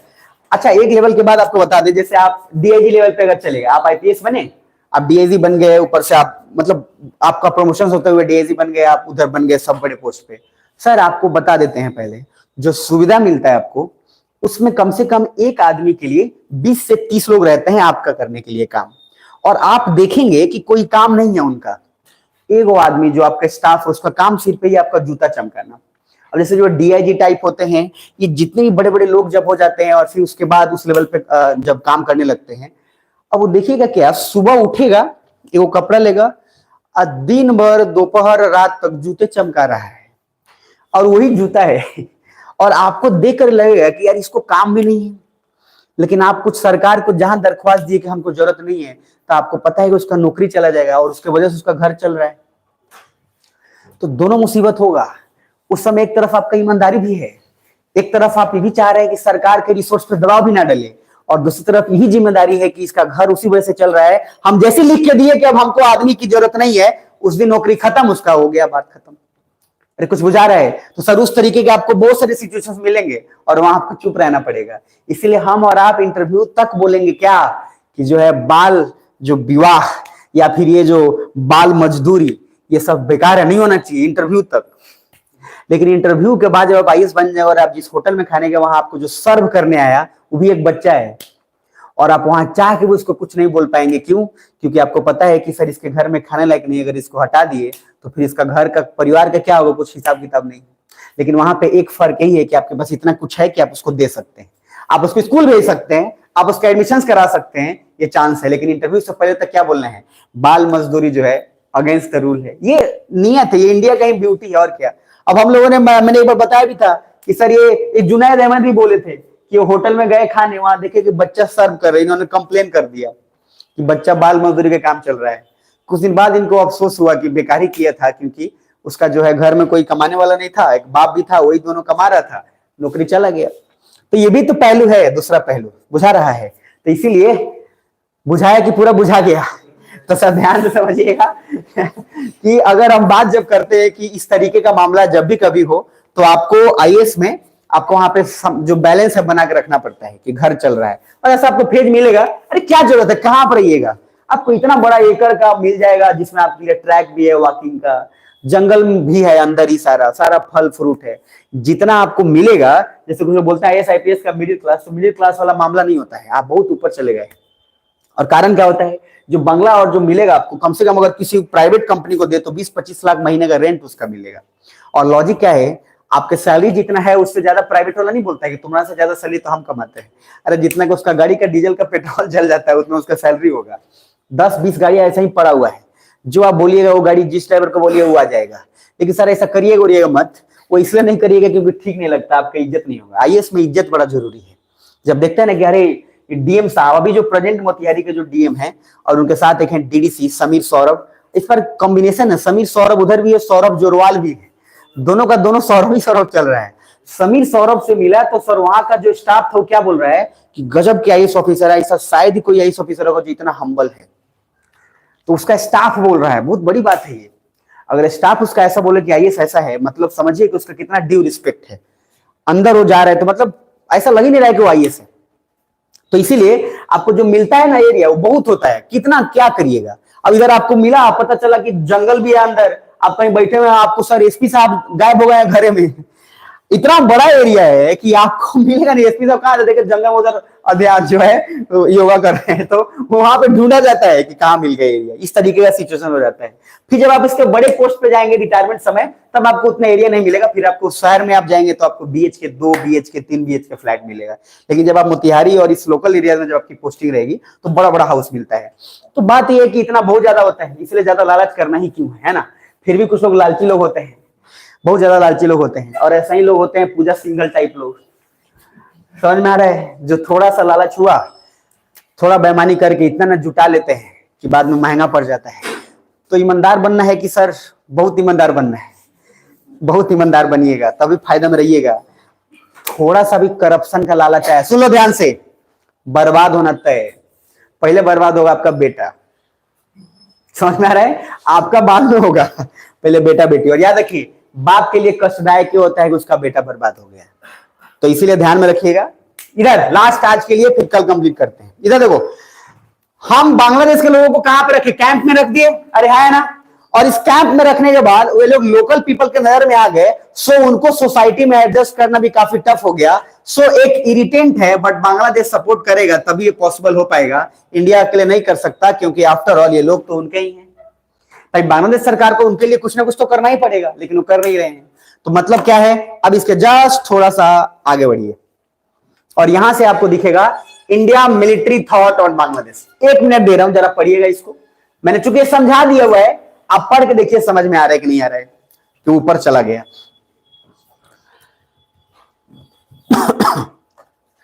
ध्यान से पढ़िएगा, मजा आएगा।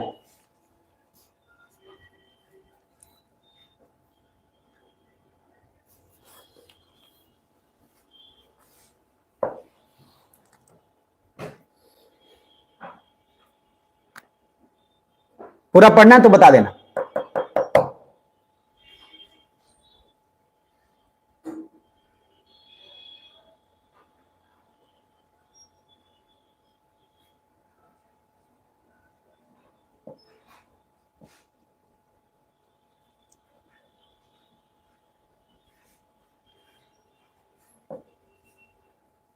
आईजी मतलब वहां पे इंदिरा गांधी है, ठीक है ना। पढ़े होगे तो आईजी मिला होगा वहां पे। कितने लोग पढ़ लिए? कितने लोग सो के पढ़ लिए? कुछ लोग उसी में झपकी मार दे रहे हैं, दनादन। ठीक है, चलो कोई बात नहीं। इंटरव्यू में बस झपकी मत मारना। पता चला इंटरव्यू में पूछे तो बताइए मिस्टर मेहता, और मेहता जी सो रहे हैं। बोले क्या हुआ था? बोले सर थोड़ा अंतर ध्यान में चले गए थे। नहीं, वो कुछ टीचर्स होते हैं, अब टीचर आते हैं होम ट्यूशन पढ़ाने। इधर मैंने देखा बड़ा होता है, इधर चलता है होम ट्यूशन। तो होम ट्यूशन जो है दिल्ली में भी चलता है, दिल्ली में भी था, तो वहां पे भी बहुत बार बहुत तरह के होम ट्यूटर होते हैं। तो वो आते थे, तो बेचारे मेहनत तो करते होंगे बहुत ज्यादा, मजबूरी में ही पढ़ा रहे होंगे। अब वो कुर्सी पे बैठते तो उसके बाद नींद आ जाता था उनको। अब बच्चा सब जो जूनियर को पढ़ा रहे हैं, थोड़ा देर वो बोलता था सर, बोलता रहे क्या डिस्टर्ब कर रहा, अभी हम योगा कर रहे थे। अब इस तरीके के बहुत सारे जो टीचर होते हैं, हम ध्यान मग्न थे। तो इस तरीके से ध्यान मग्न होता है, वो बहुत लोगों को बर्बाद करके जाता है। तो बहुत सारे होम ट्यूटर जो होते हैं आते हैं बेचारे, अब क्या करिएगा, उनका मजबूरी होता है। यहाँ पे मैंने देखा है, बगल में कुछ लोग आते हैं पढ़ाने, तो मुझे लगता है कि 1 घंटे में 30 मिनट ठीक ठाक पढ़ाते हैं, उसके बाद टाइम में देखते रहते हैं। 1 घंटा 5 मिनट जहां हुआ सर, उनका साइकिल का घंटी बजना शुरू हो जाता है, भागेंगे इतना तेज लगे जैसे कुत्ता उतर काट लिया है। आप जब किसी बच्चे को पढ़ाते हैं, देखो पढ़ाना एक प्रोफेशन नहीं है, पढ़ाना एक ना वो तो जुनून होता है। पढ़ाना हर किसी के बस की बात नहीं है। वो देखने में आपको अच्छा लगता है कि हम पढ़ा सकते हैं, पढ़ाना बड़ी बड़ी बड़ी जिम्मेदारी है, सहना पड़ता है बहुत। नहीं तो बच्चा को पढ़ाने में तो और ज्यादा टेम्पर हाई होता है, मन करेगा कि इसको पकड़ के थूर देते कस के। और बच्चा भी क्वेश्चन पूछे, उसको बटा का जोड़ सिखाइएगा, आगे भूल जाएगा। आप समझ रहे हैं, आप आगे सिखाने की कोशिश कर रहे हो, पीछे का गायब कर दिया है। अब आपको बहुत ज्यादा पेशेंस रखना पड़ता है, और आप मार भी नहीं सकते क्योंकि आप होम ट्यूटर हैं।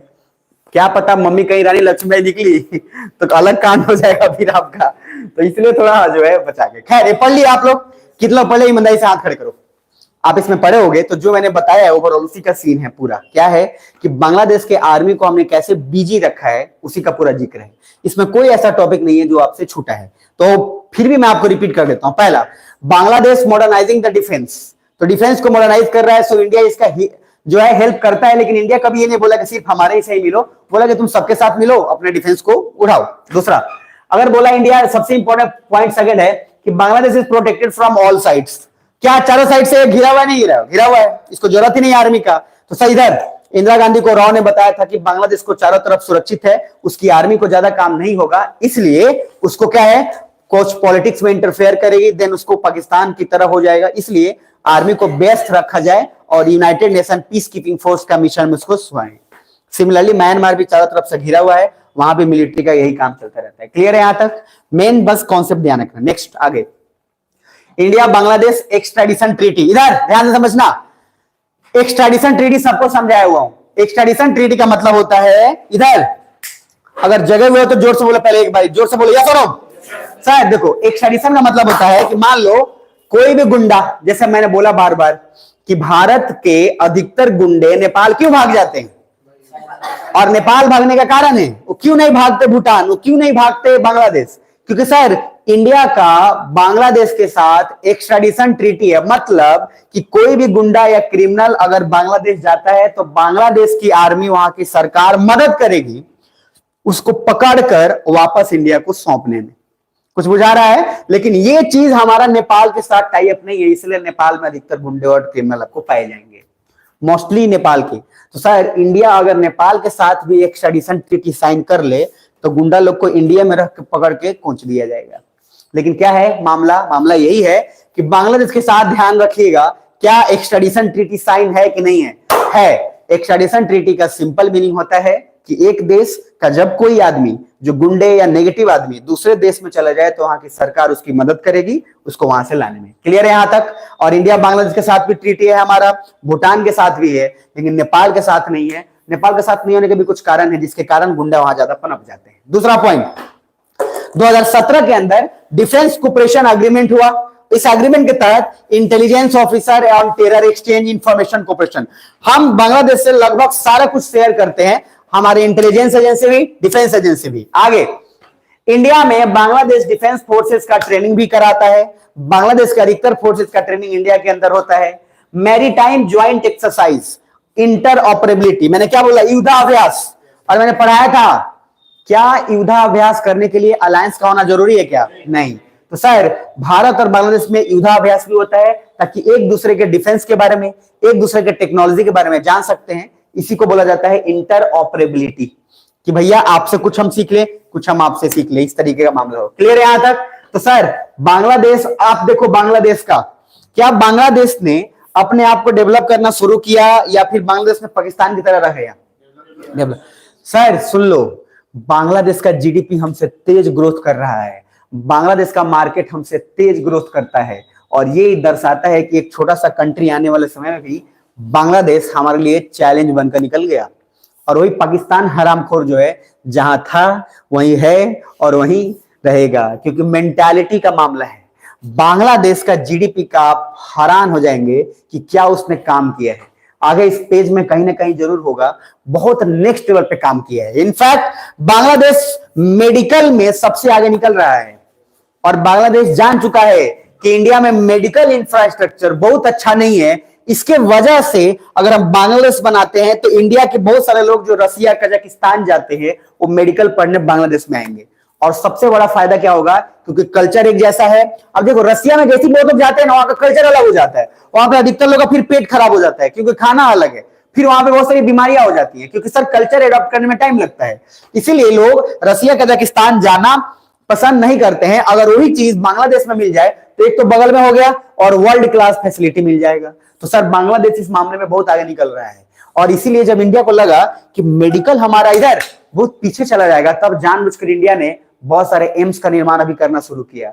अभी बहुत सारे मेडिकल पे इंडिया का फोकस धीरे धीरे शिफ्ट हो गया, क्योंकि उसको लग रहा था कि ये जो है बर्बाद करके जाएगा। इसलिए देखिए यहाँ बांग्लादेश का इकोनॉमी इधर सबसे तेजी से बढ़ रहा है। GDP of Bangladesh growing faster than India. ये सीखने वाली बात है। आगे इतना छोटा कंट्री होते हुए भी हमारा बेटा कौन है? पाकिस्तान, और पोता कौन है? बांग्लादेश। फिर भी सर पोता जो है टक्कर दे रहा है। तो टक्कर दे रहा मतलब कॉम्पिटिटर जो है तगड़ा है। इधर focusing on cost effective education hub, क्योंकि साउथ में, एशिया में, स्पेशली इंडिया के लोग रसिया जाते हैं मेडिकल करने, वहां का फूड उनको पसंद आता नहीं है। और सर बांग्लादेश तो हमारा अपना ही है, एक तरीके से कल्चर भी सेम है, तो यहाँ का फूड या फिर उनको कुछ होगा नहीं। इसीलिए इंडिया के लोग ब्रेन ड्रेन मतलब होता है, ब्रेन मतलब क्या है? दिमाग। ड्रेन मतलब नाली। ब्रेन ड्रेन का मतलब होता है कि इंडिया का दिमाग है, लेकिन ये लोग यहाँ से पढ़कर आईआईटी से पढ़कर चल जाते हैं नासा में, यहां से पढ़कर जो है प्राइवेट कंपनी में चले जाते हैं। अगर सेम काम जब इंजीनियर ऐसा कर रहे हैं और एक समय के बाद ऐसा ही अगर मेडिकल वाले करने लग गए कि यहाँ पे पढ़ लिए, बेस्ट एजुकेशन लिया और इलाज जाके अमेरिका में कर रहे हैं। तो सर इंडिया ने भी इस बात को समझा, तब जाकर मेडिकल पे फोकस करना शुरू किया। लेकिन पाकिस्तान नब्ज पकड़ लिया था, इसीलिए मेडिकल टूरिज्म में सॉरी पाकिस्तान बोलो, बांग्लादेश, और बांग्लादेश ने मेडिकल टूरिज्म को अपग्रेड किया। आगे नेक्स्ट, इधर ट्रांसपोर्ट में इंडिया ने भी सोचा, इधर देखो, कोई देश जब डेवलप करता है ना और चाहता है कि खूब तेजी से डेवलप करे, तो वहां पर 3-4 चीजों की आवश्यकता पड़ती है। पहला ट्रांसपोर्ट चाहिए ही चाहिए, दूसरा चाहिए उसको पावर, इलेक्ट्रिसिटी, तीसरा चाहिए टेलीकॉम। इंडिया ने सोचा कि तुम डेवलप करो, हम तुम्हारे यहां इन्हीं तीनों चीज में जो है इन्वेस्ट कर देंगे। तो स्टील में, पावर में, ट्रांसपोर्ट में, मतलब स्टील का वहां जो भी जितना सारा आपको कंपनी दिखेगा बांग्लादेश में, इंडियन है। तो हमने जानबूझकर क्या किया, इन्वेस्ट वहां किया कि भैया इधर कम से कम तुम डेवलप कर रहे हो, उससे बहाने हमारा भी फायदा हो और तुम्हारा फायदा तो होगा ही होगा, क्योंकि जब तक तुम डेवलप नहीं करो, अब कोई ये सोचे कि ना हम तुमसे नहीं लेंगे क्योंकि तुम्हारा डेवलपमेंट हो जाएगा, ये तो फालतू वाला बात है। भाई तुम्हारा भी तो नहीं होगा। डेवलपमेंट क्या है, हमेशा साथ साथ चलता है। और एजुकेशन का सबसे ब्यूटी क्या है, एजुकेशन का ब्यूटी ये है कि तुम जितना अगर रियलिस्टिक सिखाओगे उतना ज्यादा तुम्हारा फायदा होगा। एजुकेशन ही मात्र ऐसा चीज है कि जो देने से घटता नहीं है। वो अलग बात है कि पकड़ा हुआ एजुकेशन नहीं देना है। कुछ लोग जानबूझ के ज्ञान ठगोसने में लग रहते हैं। वो जहां जाएगा, जनरल कंपटीशन वाला सब ज्यादा करता है, टुपिया वाला सब, जिसका बाल उड़ गया हुआ है, वो सब ज्यादातर आपको ज्ञान खूब देगा। वो जाते जाते जाते जाते सेट मारने जा रहे हैं, और उसी बीच में वो ज्ञान इतना देगा कि एक बार आए रहन अकबर के मामा एलन, फिर उनको ये हो गया, इतना ना ज्ञान देगा कि आपको बाद में दिमाग क्या लगेगा कि सर ये भाई बच जाओ इससे। ऐसे लोग से बच के रहिएगा। देखो जनरल कंपटीशन का मैं सच बता रहा हूं, इतना ऐसे लोग हैं देख के दिमाग खराब हो जाता है। ऐसे लोग से बचिए एकदम। अब बात कुछ और हो रहा है, कुछ और ही शुरू कर देता है। बात आप कर रहे हैं अभी यहाँ की कुछ और, भी प्रॉब्लम ये है वो आते तो शुरू करेगा कि कुछ और बात हो गया। तो इसलिए जनरल कंपटीशन वाले लोग से बच के रहिएगा। ये वाला मामला खत्म कर दें या छोड़ दें? 10 मिनट अगर हो गए तो काम हो जाएगा, और नहीं तो जो बचेगा तो एक बार कल ले ही लेंगे, कोई हड़बड़ाहट भी नहीं है। तो 10 मिनट नहीं बल्कि मुझे 5 मिनट दो, मामला आसान हो जाएगा। क्या रेडी हो? तो थोड़ा दम लगा के बोलो यस और नो। तो पहला है, एक वर्ड है चीट महल। ये आप सुने भी होंगे। शीश महल एक अलग है नेपाल में, और ये है चीट महल। चीट महल का मतलब क्या होता है पहले समझ लो, इसके पीछे कहानी है। जब भी कोई जो छोटा सा एरिया होता है ना जमीन का, उसको चीट महल बोलते हैं। ये बांग्ले मतलब ये एक टर्म आ गया जो राजा महाराजा के समय से ही बहुत फेमस था। इधर देखिए, तो पहले के राजा महाराजा लोग ना, ये लोग चेस खेलता था। चेस खेलने में बहुत सारे राजा महाराजा बिक गए, बुझा रहा है? लेकिन आप मुझे बताइए, चेस खेलने में बिक गए कि कोई चीज दांव पे लगाया इसलिए बिक गए? दांव पे लगाया। चेस खेलने से कहां से बिक गया? चेस खेलने से तो विश्वनाथन ना इतना पॉपुलर हो गया। इंपॉर्टेंट ये है कि आप चेस खेल रहे हैं और चेस खेलने में क्या आपने लगा दिया? इधर अगर हम हारे तो उधर का जमीन तुम्हारा, और तुम हारे तो इधर का जमीन हमारा। इधर देखिए, अब राजा महाराजा सबको ये अयासी में सब लीन था, ये सबको क्या ही पता चलता था। एक राजा ऑफ कूच बिहार, कहां गए? कूच बिहार। और दूसरा महाराजा ऑफ रंगपुर। ये दो लोग का नाम इसलिए जिक्र है क्योंकि इन्होंने सर पूरा गड़बड़ कर दिया। इधर का कब इधर। इधर देखिए, अब एक राजा जो है, ये दोनों चेस खेला, मान लीजिए ये हार गया, तो ये हार गया तो इसका एरिया, ये अपना जमीन का कागज लेके बैठा हुआ है। समझ में आ रहा है? जैसे ही हारा बोला ये ले तो। अब जो आदमी उस एरिया में है, उस जमीन में है, उसको तो पता ही नहीं है कि वो किधर है। वो कूच बिहार में है कि सर रातों रात रंगपुर में चला गया। अरे कुछ समझ में आ रहा है? कुछ लॉजिक ही नहीं है ना। अभी लोग तो अपना जो इधर खेल बांट के कर दिए। अब सही है, देखिए दोनों चेस खेलते थे, जो हारता था वो चीट महल दे देता था कि भाई ये एरिया है, पैच ऑफ लैंड है, ये तुम्हारा हो गया। अब आगे देखना, अब लोग काफी परेशान हुए थे, क्योंकि भाई अब सोचो, आप रात में जो है आपका घर था रंगपुर में और आज चेस में हार गए, आप चल के कूच बिहार में। अब आप क्या है, आपका खेत जो है रंगपुर में, घर कूच बिहार में हो गया। अब इस तरीके का मामला इतना बेकार हो गया कि सब 1947 में जब विभाजन हुआ तो वहां पे एक सर रेडक्लिफ, जिनके नाम से रेडक्लिफ लाइन भी है, सर रेडक्लिफ ने इधर एक लाइन बना दिया। अच्छा, लाइन देखा भी नहीं, इसको तो पता भी नहीं था कि कौन किसका है कौन किसका नहीं है। ऐसे देखा, इधर देखा कि अच्छा ठीक है, ये रहा इंडिया, ये बांग्लादेश रहा। ध्यान से समझना, मतलब बांग्लादेश नहीं, मतलब उसका एरिया था। अब बोला क्या, इस लाइन से इधर इंडिया का हो गया, इस लाइन से इधर इसका हो गया। उसको खुद पता नहीं है कि कौन सा एरिया किसका, कोई सर्वे नहीं किया गया था। इधर देखिए, इस इधर रेडक्लिफ ने एक लाइन बना दी मैप के अकॉर्डिंग, बट ना तो कभी लैंड पे गए थे और ना ही उन्हें इस चीट महल का इधर उधर का कुछ पता था। अब इधर देखो फाइनली वह इधर अब ऐसा हो गया कि कुछ लोगों का घर इंडिया में है, खेत पाकिस्तान में चला गया।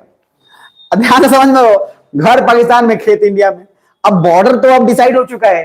फाइनली 1950 में नेहरू एंड फिरोज खान, जो पाकिस्तान की तरफ से वो एक आदमी था जिसने डिसाइड किया बॉर्डर के लिए, से बात हुई, बट वो बात नहीं जमी। देन फिर 1958 में नेहरू और उसके साथ, उसको बोलते हैं नेहरू नून एग्रीमेंट, ये बहुत इंपॉर्टेंट है। नेहरू नून एग्रीमेंट हुआ जिसमें यह बोला गया कि जो भी आदमी अगर चाहता है कि इधर से उधर चला जाए, सहमति है, उसको भेज दिया जाएगा। ध्यान से समझना, ये एक बहुत अच्छा सहमति हुआ। अगर यही सहमति हो गया तो और पहले तो मामला आसान हो जाता। तो हमने क्या किया, इंडिया ने लगभग 111 ऑनक्लेव दे दिया बांग्लादेश को। इंडिया ने इंडियन लोगों से पूछा जो बांग्लादेश में थे कि भाई तुमको उधर रहना है कि इधर आना है। बोला कि हमको इधर ठीक लग रहा है। तो बोला ठीक है। इंडिया ने अपने एरियाज को उनको दे दिया, और कुछ लोग जो बांग्लादेश के थे लेकिन कहां आना चाहते थे, इंडिया में, मतलब इंडिया में बस चुके थे, इनसे पूछा गया, बोला कि हमको उधर नहीं जाना, इधर ठीक लग रहा है। तो इंडिया ने 111 लगभग उनको दे दिया है और 51 जो है उनसे ले लिया। इधर ध्यान से समझिएगा, मामला हो गया सॉल्व। तो अगर हम पूरी तरीके से बात करते हैं कि क्या हुआ क्या नहीं हुआ, इधर देखो 2011 दिख रहा है, 2011 मनमोहन सिंह का है। 2011 से 15 तक एक परमिशन मिल गया, और 2016 में हमने सैटेलाइट के हेल्प से बॉर्डर डिफाइन किया, और 2016 तक बॉर्डर का पूरा मामला सुलझा लिया गया। यानी कि इधर देखो, क्या इंडिया और बांग्लादेश के साथ कभी अपनी न्यूज में सुना है कि बॉर्डर का विवाद हुआ? नहीं सुना है। लेकिन इंडिया पाकिस्तान का सुना है, इंडिया चाइना का सुना है। सर बांग्लादेश के साथ हमारा कोई विवाद नहीं है, लेकिन हरामखोर चाइना और हरामखोर पाकिस्तान, चूंकि ये जो बने हैं इनका नियत ही वैसा ही है, जिनके साथ हमें सब बॉर्डर का प्रॉब्लम होते रहता है। बांग्लादेश के साथ हमारा मामला एकदम क्लियर कट है, हमको कहीं से कोई दिक्कत नहीं हुआ। अगर ऐसा ही सुलझा लिया जाए तो मामला आसान। तो चलो इसके आगे का रिवर वाला मामला है, ये कल कवर करेंगे। मैं एक बार जो पढ़ाया हूं वो बोल देता हूं, आप एक बार पूरा रेडी हो जाओ ताकि आपको रिवीजन हो जाए। देखो मैं 1.5 घंटे 2 घंटे जो पढ़ाऊंगा उसके लास्ट का 5 मिनट इंपॉर्टेंट होता है, इसलिए आपको बार बार मैं बोलता हूं कि सुन लोगे तो पूरा मामला हो जाएगा। ये रहा पेज नंबर 1। बांग्लादेश और इंडिया का रिलेशन हमने पढ़ा, सुन पा रहे हो? आप देखना, आप छुट्टी हो रहा है, ध्यान से इसलिए समझ लेना, एनर्जी अब आ जाएगा। कुछ देर बाद देखना मुंह से बकार निकलेगा आपका, और इतना बकार टाइप निकलेगा कि यहां से आप लगेगा शीशा में छेद कर दीजिएगा। लेकिन जब आप पढ़ते हैं, जब बोलेंगे वो रहता है, मुंह से आवाज ही नहीं लगा दही जमा हुआ है। दही जमा जानते हैं ना, मम्मी बार बार बोलती है, वो सब चिल्लाएगी बउओ, अब बउआ कुछ बोल ही नहीं रहा है। यहाँ पे वैसे ही वैसे चिल्लाया जाता है। उसके बाद कुछ देर बाद बउआ की जगह पे कुछ नाम और भी उसमें ऐड हो जाता है। आओ तो गिरा के देता नहीं, 4 सीढ़ी लेता है। आप समझ पा रहे हैं? और जैसे ही होता है वो बउआ दौड़ के आता है, उसके बाद कुछ बुझा रहा है बउआ, अब बउआ जो है दौड़ के आ रहा है तेजी में, और समझ नहीं क्यों, क्योंकि मोबाइल में बिजी था। तो इसलिए थोड़ा ध्यान में रखिएगा, जो जरूरत हो तो थोड़ा सुना करिएगा, काम का चीज है। खैर अच्छा, मैं जो इतना थोड़ा बहुत बकवास करता हूँ, पच जाता है ना, पचा लीजिएगा उसको, थोड़ा सा मजा आते रहेगा। तो पहला मैंने देखा इंडिया बांग्लादेश, क्या देखा कि सर बंगाल के लोग और बांग्लादेश के लोग को बोलो तो हमारे ही थे या कहीं और के थे? हमारे ही थे। पार्टीशन 1905 1947 धर्म के बेसिस पे था या किसी और बेसिस पे? धर्म के बेसिस पे। 1971 क्या धर्म के बेसिस पे था? नो, कल्चर के बेसिस पे था। कुछ बुझा रहा है? क्योंकि सर उधर भी मुस्लिम थे, इधर भी मुस्लिम थे, लेकिन मेन उसमें कल्चर क्या हो गया, लैंग्वेज का हो गया। तो पहला चीज ध्यान में रखिएगा, रिलीजन पे 2 पार्टिसिपेशंस, 2 पार्टीशन, उसके बाद जो है कल्चर और लैंग्वेज पे। नेक्स्ट अगर हम इसके बाद आते हैं, east Pakistan created and west Pakistan created. Hindu, इधर ध्यान, सॉरी हिंदू बोल रहा हूं, जो पंजाबी प्लस उर्दू वेस्ट में था या ईस्ट पाकिस्तान में था?